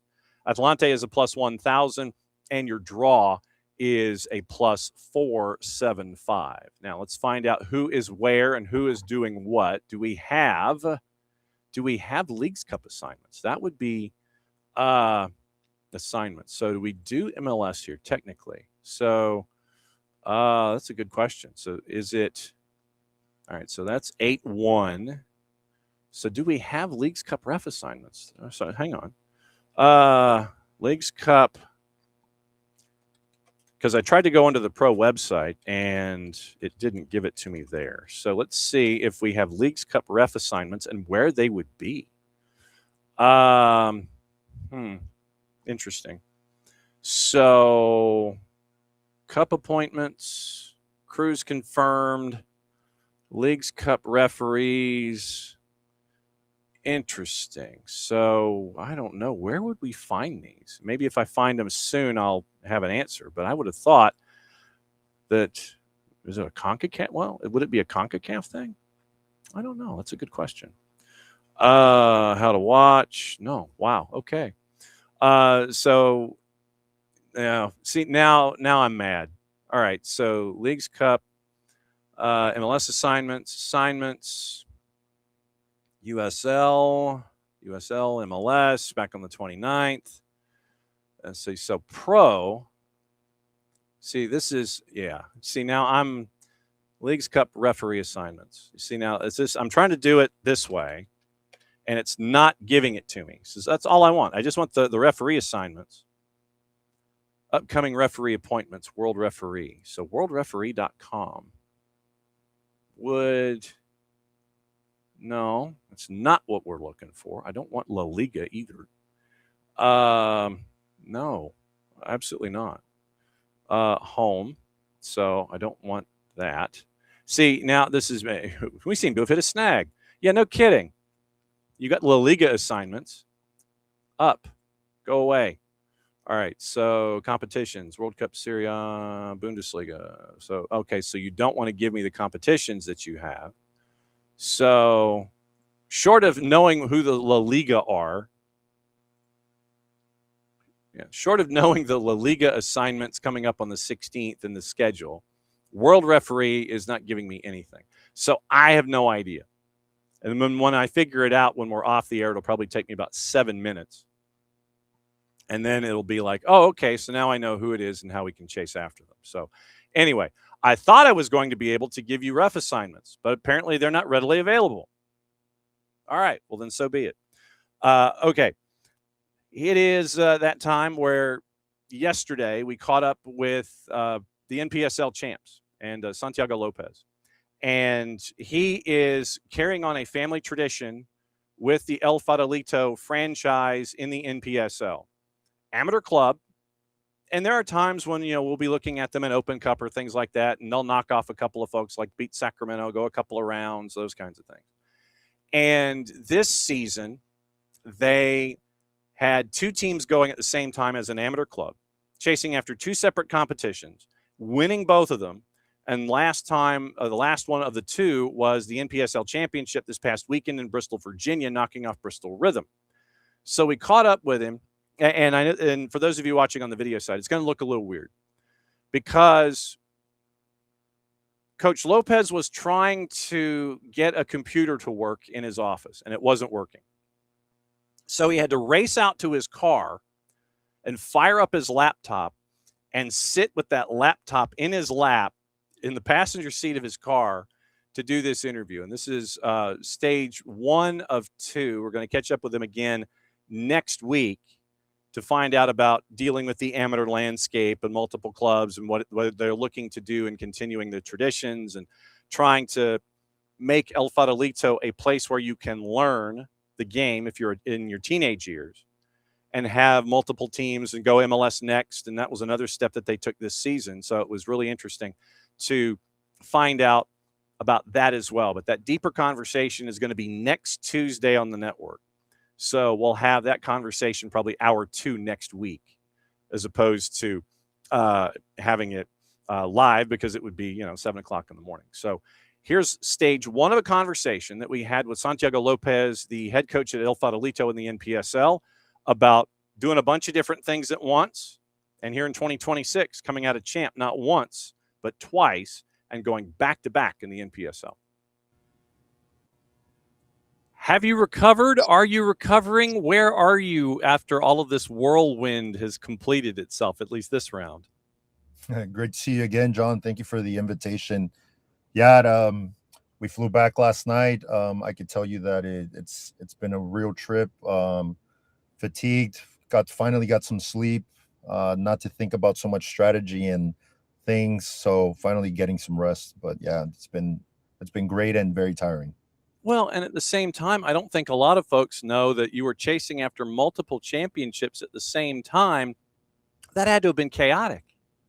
Yeah, just a rotation. We're very fortunate to have a good squad, players that around the area that want to contribute. So the season we had a second team in the San Francisco Soccer League, football soccer league, and yeah, we had some players that could step up and just rotation to try to make the quality stay and the level stay high.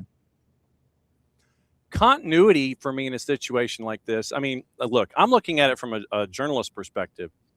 That to me was it's crazy to see what you were trying to pull off. How is this from a coaching perspective with a first team and a second team? And okay, you've got to go here and do this, and you're going here to do this championship, and we're going to Bristol. And I mean, this sounds like a logistical, like a logistical dictionary or a how-to, man. How did you pull this off? Yeah, we never planned it. They present us the opportunity to play in the Amateur Cup. We never done it before, and it hasn't been done in a long time. And we said, absolutely, we want to always learn. We want to make sure our players get exposure, that they get minutes, that help them out in their development. So yeah, without a doubt, it was just a great learning experience, and there's definitely room to improve. When you're assembling first and second teams, I mean, I don't think a lot of folks know ages and levels of experience and all this kind of stuff. How many folks were taking time off of like real world jobs to go and be either a part of the first team or the second team? And I mean, there's a lot of sacrificing going on, I would imagine. Yeah. So for the Utah trip for the Region 4, we already knew those dates. So a lot of people take their time off. Luckily, there are just a lot of independent contractors, so they do their own thing, personal trainers and whatnot. So there's some that have more flexibility, and always with communication, we were able to manage that and then take not everybody that we took in Region 4. We took a smaller group to the Amateur Cup in Milwaukee, and we just try to pull it off with managing the loads, the fatigue, and all that. So it was extremely challenging, but it all worked out. What did you learn about yourself in all of this? Oh, wow. That's a great question. I learned that I need to be more prepared and give more opportunities to players, previously knowing already they're going to be used at certain times. I knew we were going to fly to Utah. I should have played some of those players with more frequency previous to that, give them more repetition, because I feel like some of them that played in the Milwaukee semifinals, they didn't do as much as we expected, but it's not their fault. It was mine because I didn't prepare them enough. So I definitely need to prepare not just 24. I need to prepare everybody, including the second team, that when they need to step up to the first, they know exactly what to do. And unfortunately, some of them, because of my fault, they weren't be able to do that in Milwaukee. Well, and when you have two teams, I imagine it's philosophically the same when it comes to approach and how you do things, game day on the field. You can't be in two places at once. At least I don't think so, unless you figured out something that a lot of coaches will want to bang on your door about. It's like, dude, how are you in two places at once? How did you navigate this from a coaching perspective and a physio perspective, monitoring injuries, making sure everybody's 100% and all that? How did you monitor all this stuff? Yeah, well, communication with the player. Also, a lot of them already know how they are. I know when they're a bit tired. I know how they train. If they have some knock on their foot, I know how they play. So it's a lot of communication, understanding, not pushing the player. There's players every coach wants their best players 90 minutes, but unfortunately you can't. So it's managing those type of loads and taking care of them, and just thinking of a bigger picture. We had some players that were injured for two key players in the first team that were injured for the Duluth quarterfinal here. And we had to sit them down because we were just thinking of Milwaukee, and luckily it all worked out. But it's just a lot of communication.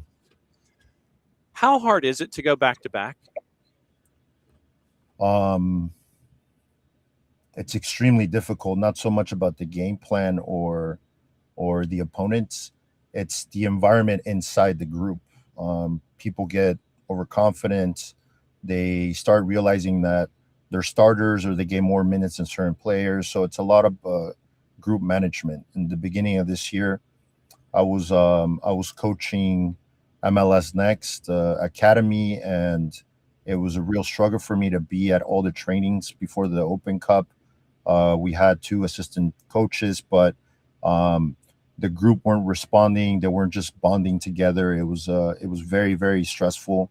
And after I was done with that, we definitely took a more on the psychological and just personal roles of it, focus more on their personalities and just the game, and it just group management for sure. It's a more struggle for me. It's a more difficult thing to make everybody happy. When you're trying to navigate all of this, like I said, I mean, just the fact that you were able to navigate and make sure that everything came out the other side. Have you ever been in your coaching career? Have you ever been in a calendar year or a season like this where you've had to jump through all of these hoops or juggle all the chainsaws or whatever? Have you ever been through a season like this before? No, it was his first time. Coaching two clubs at the same time. And then one club trying to manage two teams, a first and a second team, the travel around this area, the traffic, being away from home, then competing at the Amateur Cup and NPSL. It was a lot of football, but hey, I'm extremely happy, and I believe it or not, I have a lot of energy to continue and improve and try to keep reach as many champions as we can, for sure. When when you go out into the communities and everybody sits there and they understand who you are and what El Farolito has been able to do, what's it like to get feedback on what you've been able to accomplish as an organization over the last couple of years? No, they're very happy. The main message is that they're extremely, extremely happy that I continued the tradition that my dad started. I know that there's a lot of the groups from the late 80s and 90s. They see what's going on, and now they're playing over their leagues when they're over 40s, 60s, whatnot, and what my dad or El Farolito created in those times, it was just a lot of pride and joy. Having a high level team that when MLS didn't exist, to have something that it was rooted, it was created here in the community. It was in the Mission District, how it all started from the ground up, from a third division in San Francisco Soccer Football League. It was really, it was planted and born and taken care of here in the Mission. And to see that they remember all those great times when before the MLS, having international games here, national team players playing at Boxer Stadium, El Farolito competing against First Division South America Mexican teams. So for us to continue to do that and have, you know, the name be spread out nationally, it's kind of the same feeling for them, and it's that's the main principle. They're just very, very happy that El Farolito still exists and is competing. So then, are you, and I mean this in the organizational sense, is El Farolito happy where it is right now as an organization, making the impacts that it is, being in the leagues that it is? Is there any thought about growth or going other places? I mean, are you happy where you are and what you're able to accomplish there through that prism? Yeah, obviously we, at least for me, and I'm speaking for the same thing as a lot of the players, is that they want to be in a professional environment. They want to be pro. They want to be 100% dedicated to the game. Unfortunately, right now, that's not the possibility for whatever reason it is. And we just have to be patient and prepare ourselves as players and as coaches. But as an organization, I really don't know if giving shares or looking for sponsorship, you might have to exchange certain rights for the name and brand. And I know the main message of my sister, the president, and everybody else who are owners, we want to keep it in house and family. We want to be 100% local. So we just don't know, and we honestly don't even have the money to do that. It's always a struggle to maintain a business with a lot of employees. We want to make sure we keep things affordable in the restaurants. So it's a lot of things going on. And for now, I think we're very happy of being that amateur team competing against the pros. I think it serves as an example for the entire country that anybody could compete against a professional if you really want to, at least in soccer. And it's unfortunately we don't have promotion relegation for the good and the bad reasons, but this is one way to show that you can still compete. Yeah, and that was kind of why I was asking, because of the impact that you're making as an organization, capital O, where you are, you're making as much of a statement, and you are as loud as humanly possible with what you're able to do and what you've been able to do over the last couple of years. And that's why I was asking. It's like you're smashing things and everybody sits there and they understand come Open Cup or come NPSL and come amateur competitions. They know who you are. And I didn't know if there was any thought to, yeah, we're hitting home runs the way that we are, or, you know, we're hitting solid singles and getting on base every single time and everybody knows who we are. That's why I was asking the question. Yeah, it's complicated. We've never heard from anybody approach. There's been sponsorship approaches, but like to go professional at a different level and stuff like that, we have never received anything. We don't know if that would ever happen, and I'm positive that they're willing to, you know, listen to anybody. That's for sure. But for now, the main focus is to continue what we're doing right now and create a legacy in U.S. soccer. Santi Lopez, the head coach at El Farolito in the NPSL, going back to back.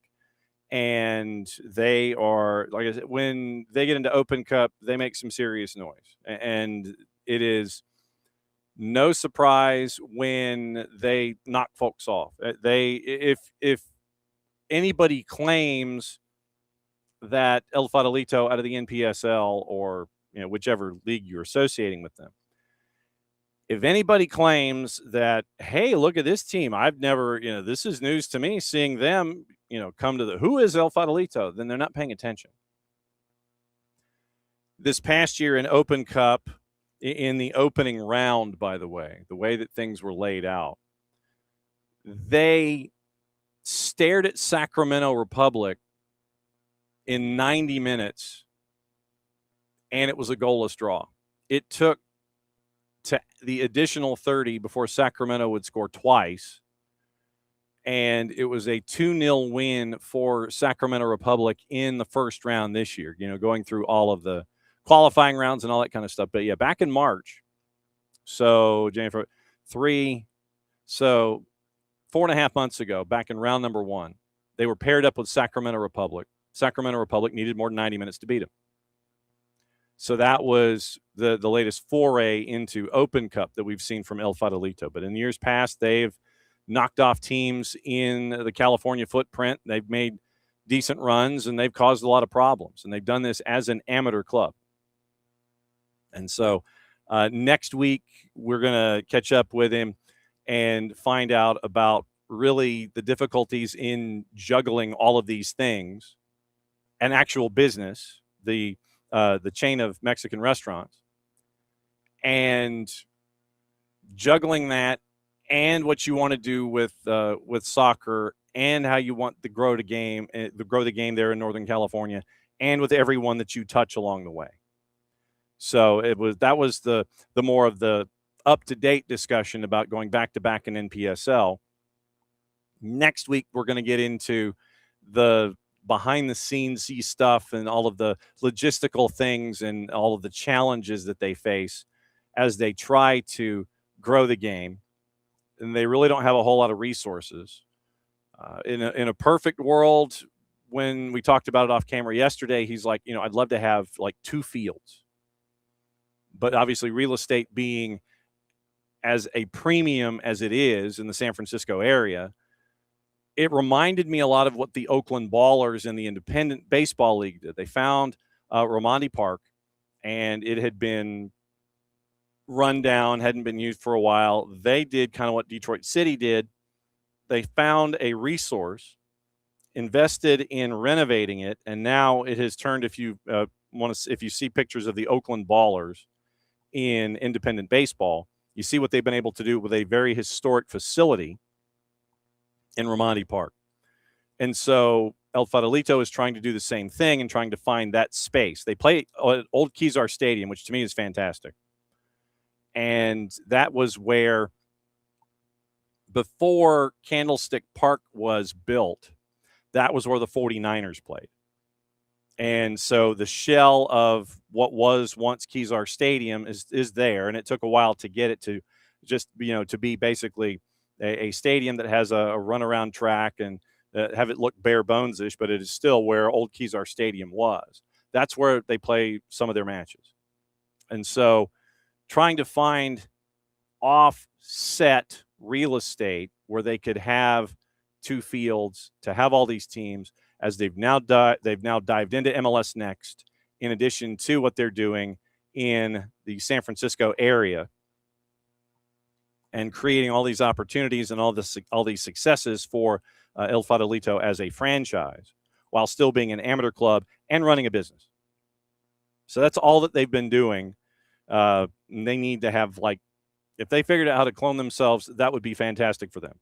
So anyway, that's the early part of our story and catching up with our friends at El Farolito. And I can't thank Coach Lopez enough. You heard about 3.5 minutes ago, or 4 minutes ago, you heard the plug-in. You kind of heard the plug-in kind of drift in and out of his laptop. That was why we had to stop the conversation right there, because the computer died. And so that's why, and also we're going to pick it up there next week. So that's the rundown there. All right, let me say hi to everybody who's been in here this morning. Oh, relaxing mistakem. You're going to get bumped off of here. Add to restream block list. Yes. So morning, Abby. Morning, Unk. Morning, Catalucci. Morning, David. And, I'll get into the Almada thing here in a second. So morning, Michael Head. Morning, Alex. Morning, David. Okay, so when I got into the discussion about Thiago Almada, let me see if we have an update this morning on Thiago Almada from where we were. And let's see. All right. Let's see. Yeah. And so it was Jose Boto, his quote that we mentioned this morning. I didn't go to Argentina to convince Almada because it would be stupid on Almada's part if I had to go to convince him. So played in Brazil for 6 months, knows about the greatness of Flamengo, dealt with several matters there. One of them was the Almada issue. Went there to make it clear to them that we will not enter into auctions. And this is translated. I mean, what we had agreed upon is what it will be, as if he wants to come to Flamengo. So that was Jose Boto when he was grabbed at the airport and at the car park. Looks like he's coming out of the terminal and heading to his car. So that's the latest from that perspective. Jornal do Flamengo has they are aware that 2 reasons are hindering the arrival. Negotiation between Flamengo and Thiago Almada remains open, but the Rubro Negro knows, and this is translated from Portuguese, 2 factors have been complicating a positive outcome. First involves family issues for the Argentine midfielder. Second, related to the player's desire to live in Buenos Aires, a city considered more suitable for the family at the moment. After playing for Botafogo and living in Rio, Almada has come to see the Argentine capital as the ideal destination for the next stage of his career. Information published by the UOL portal.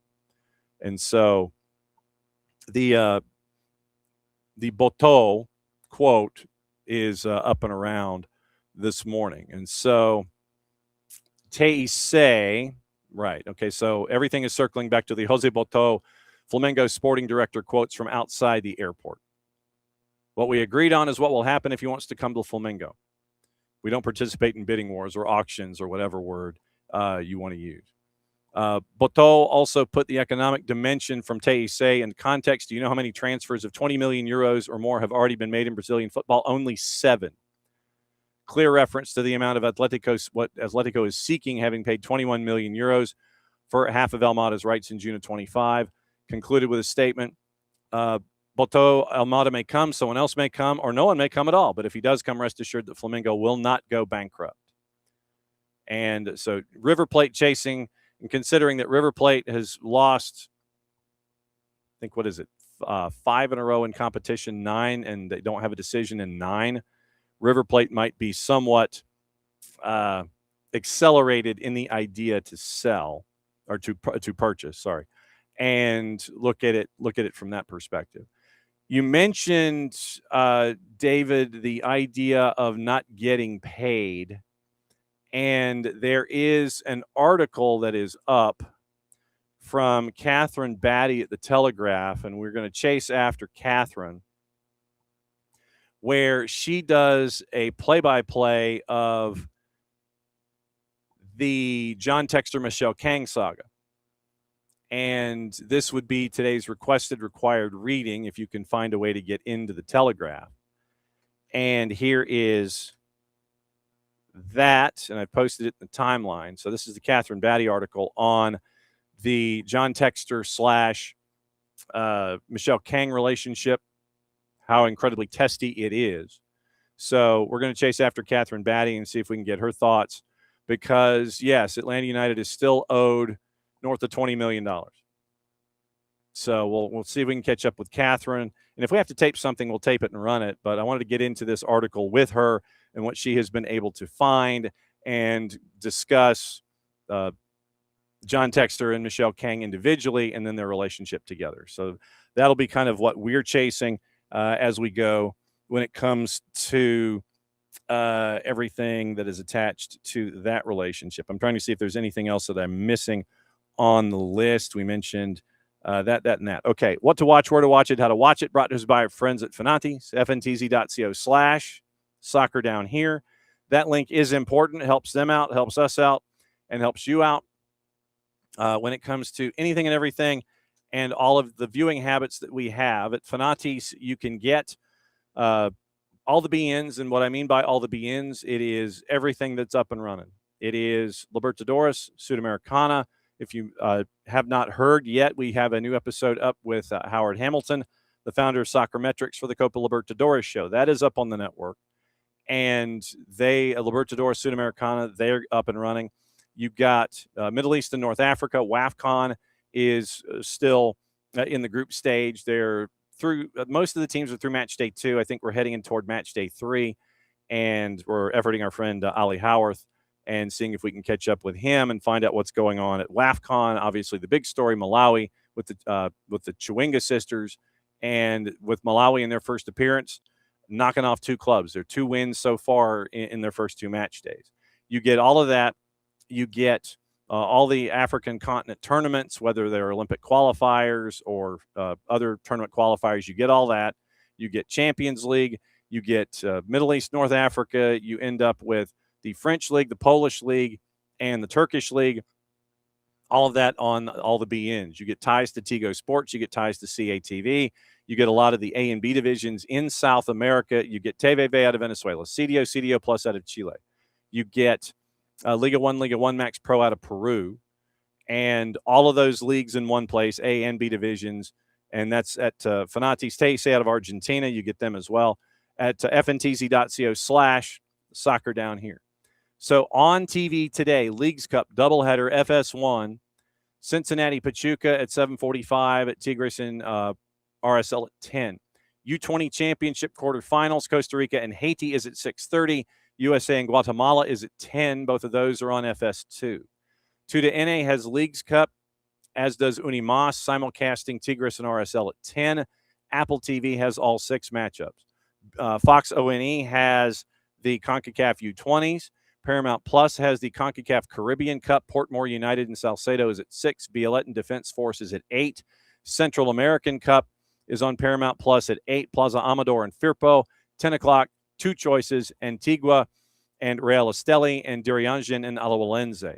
Veeks has your quarterfinals in the U20s.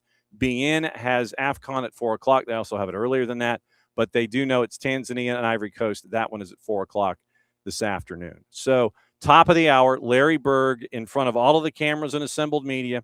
Thanks to our friend Margaret Fleming at Front Office Sports. She's out the door. She's probably in the building now. And, excuse me, and getting ready for all of that. We'll have sound on that tomorrow. We're catching up with Kaylor Hodges tonight.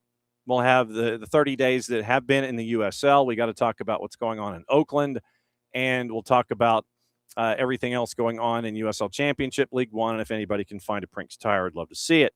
Dylan Butler, fresh off of probably the night shift and the overnight shift, and talking about everything Leagues Cup. We will talk with Dylan about that, and we'll do the preview part with Dylan as well, if he's awake tomorrow at 10 o'clock. So Kaylor Hodges joining us tomorrow. Dylan Butler hopefully joining us tomorrow if he's awake from his time at MLSsoccer.com. Thanks to all of y'all.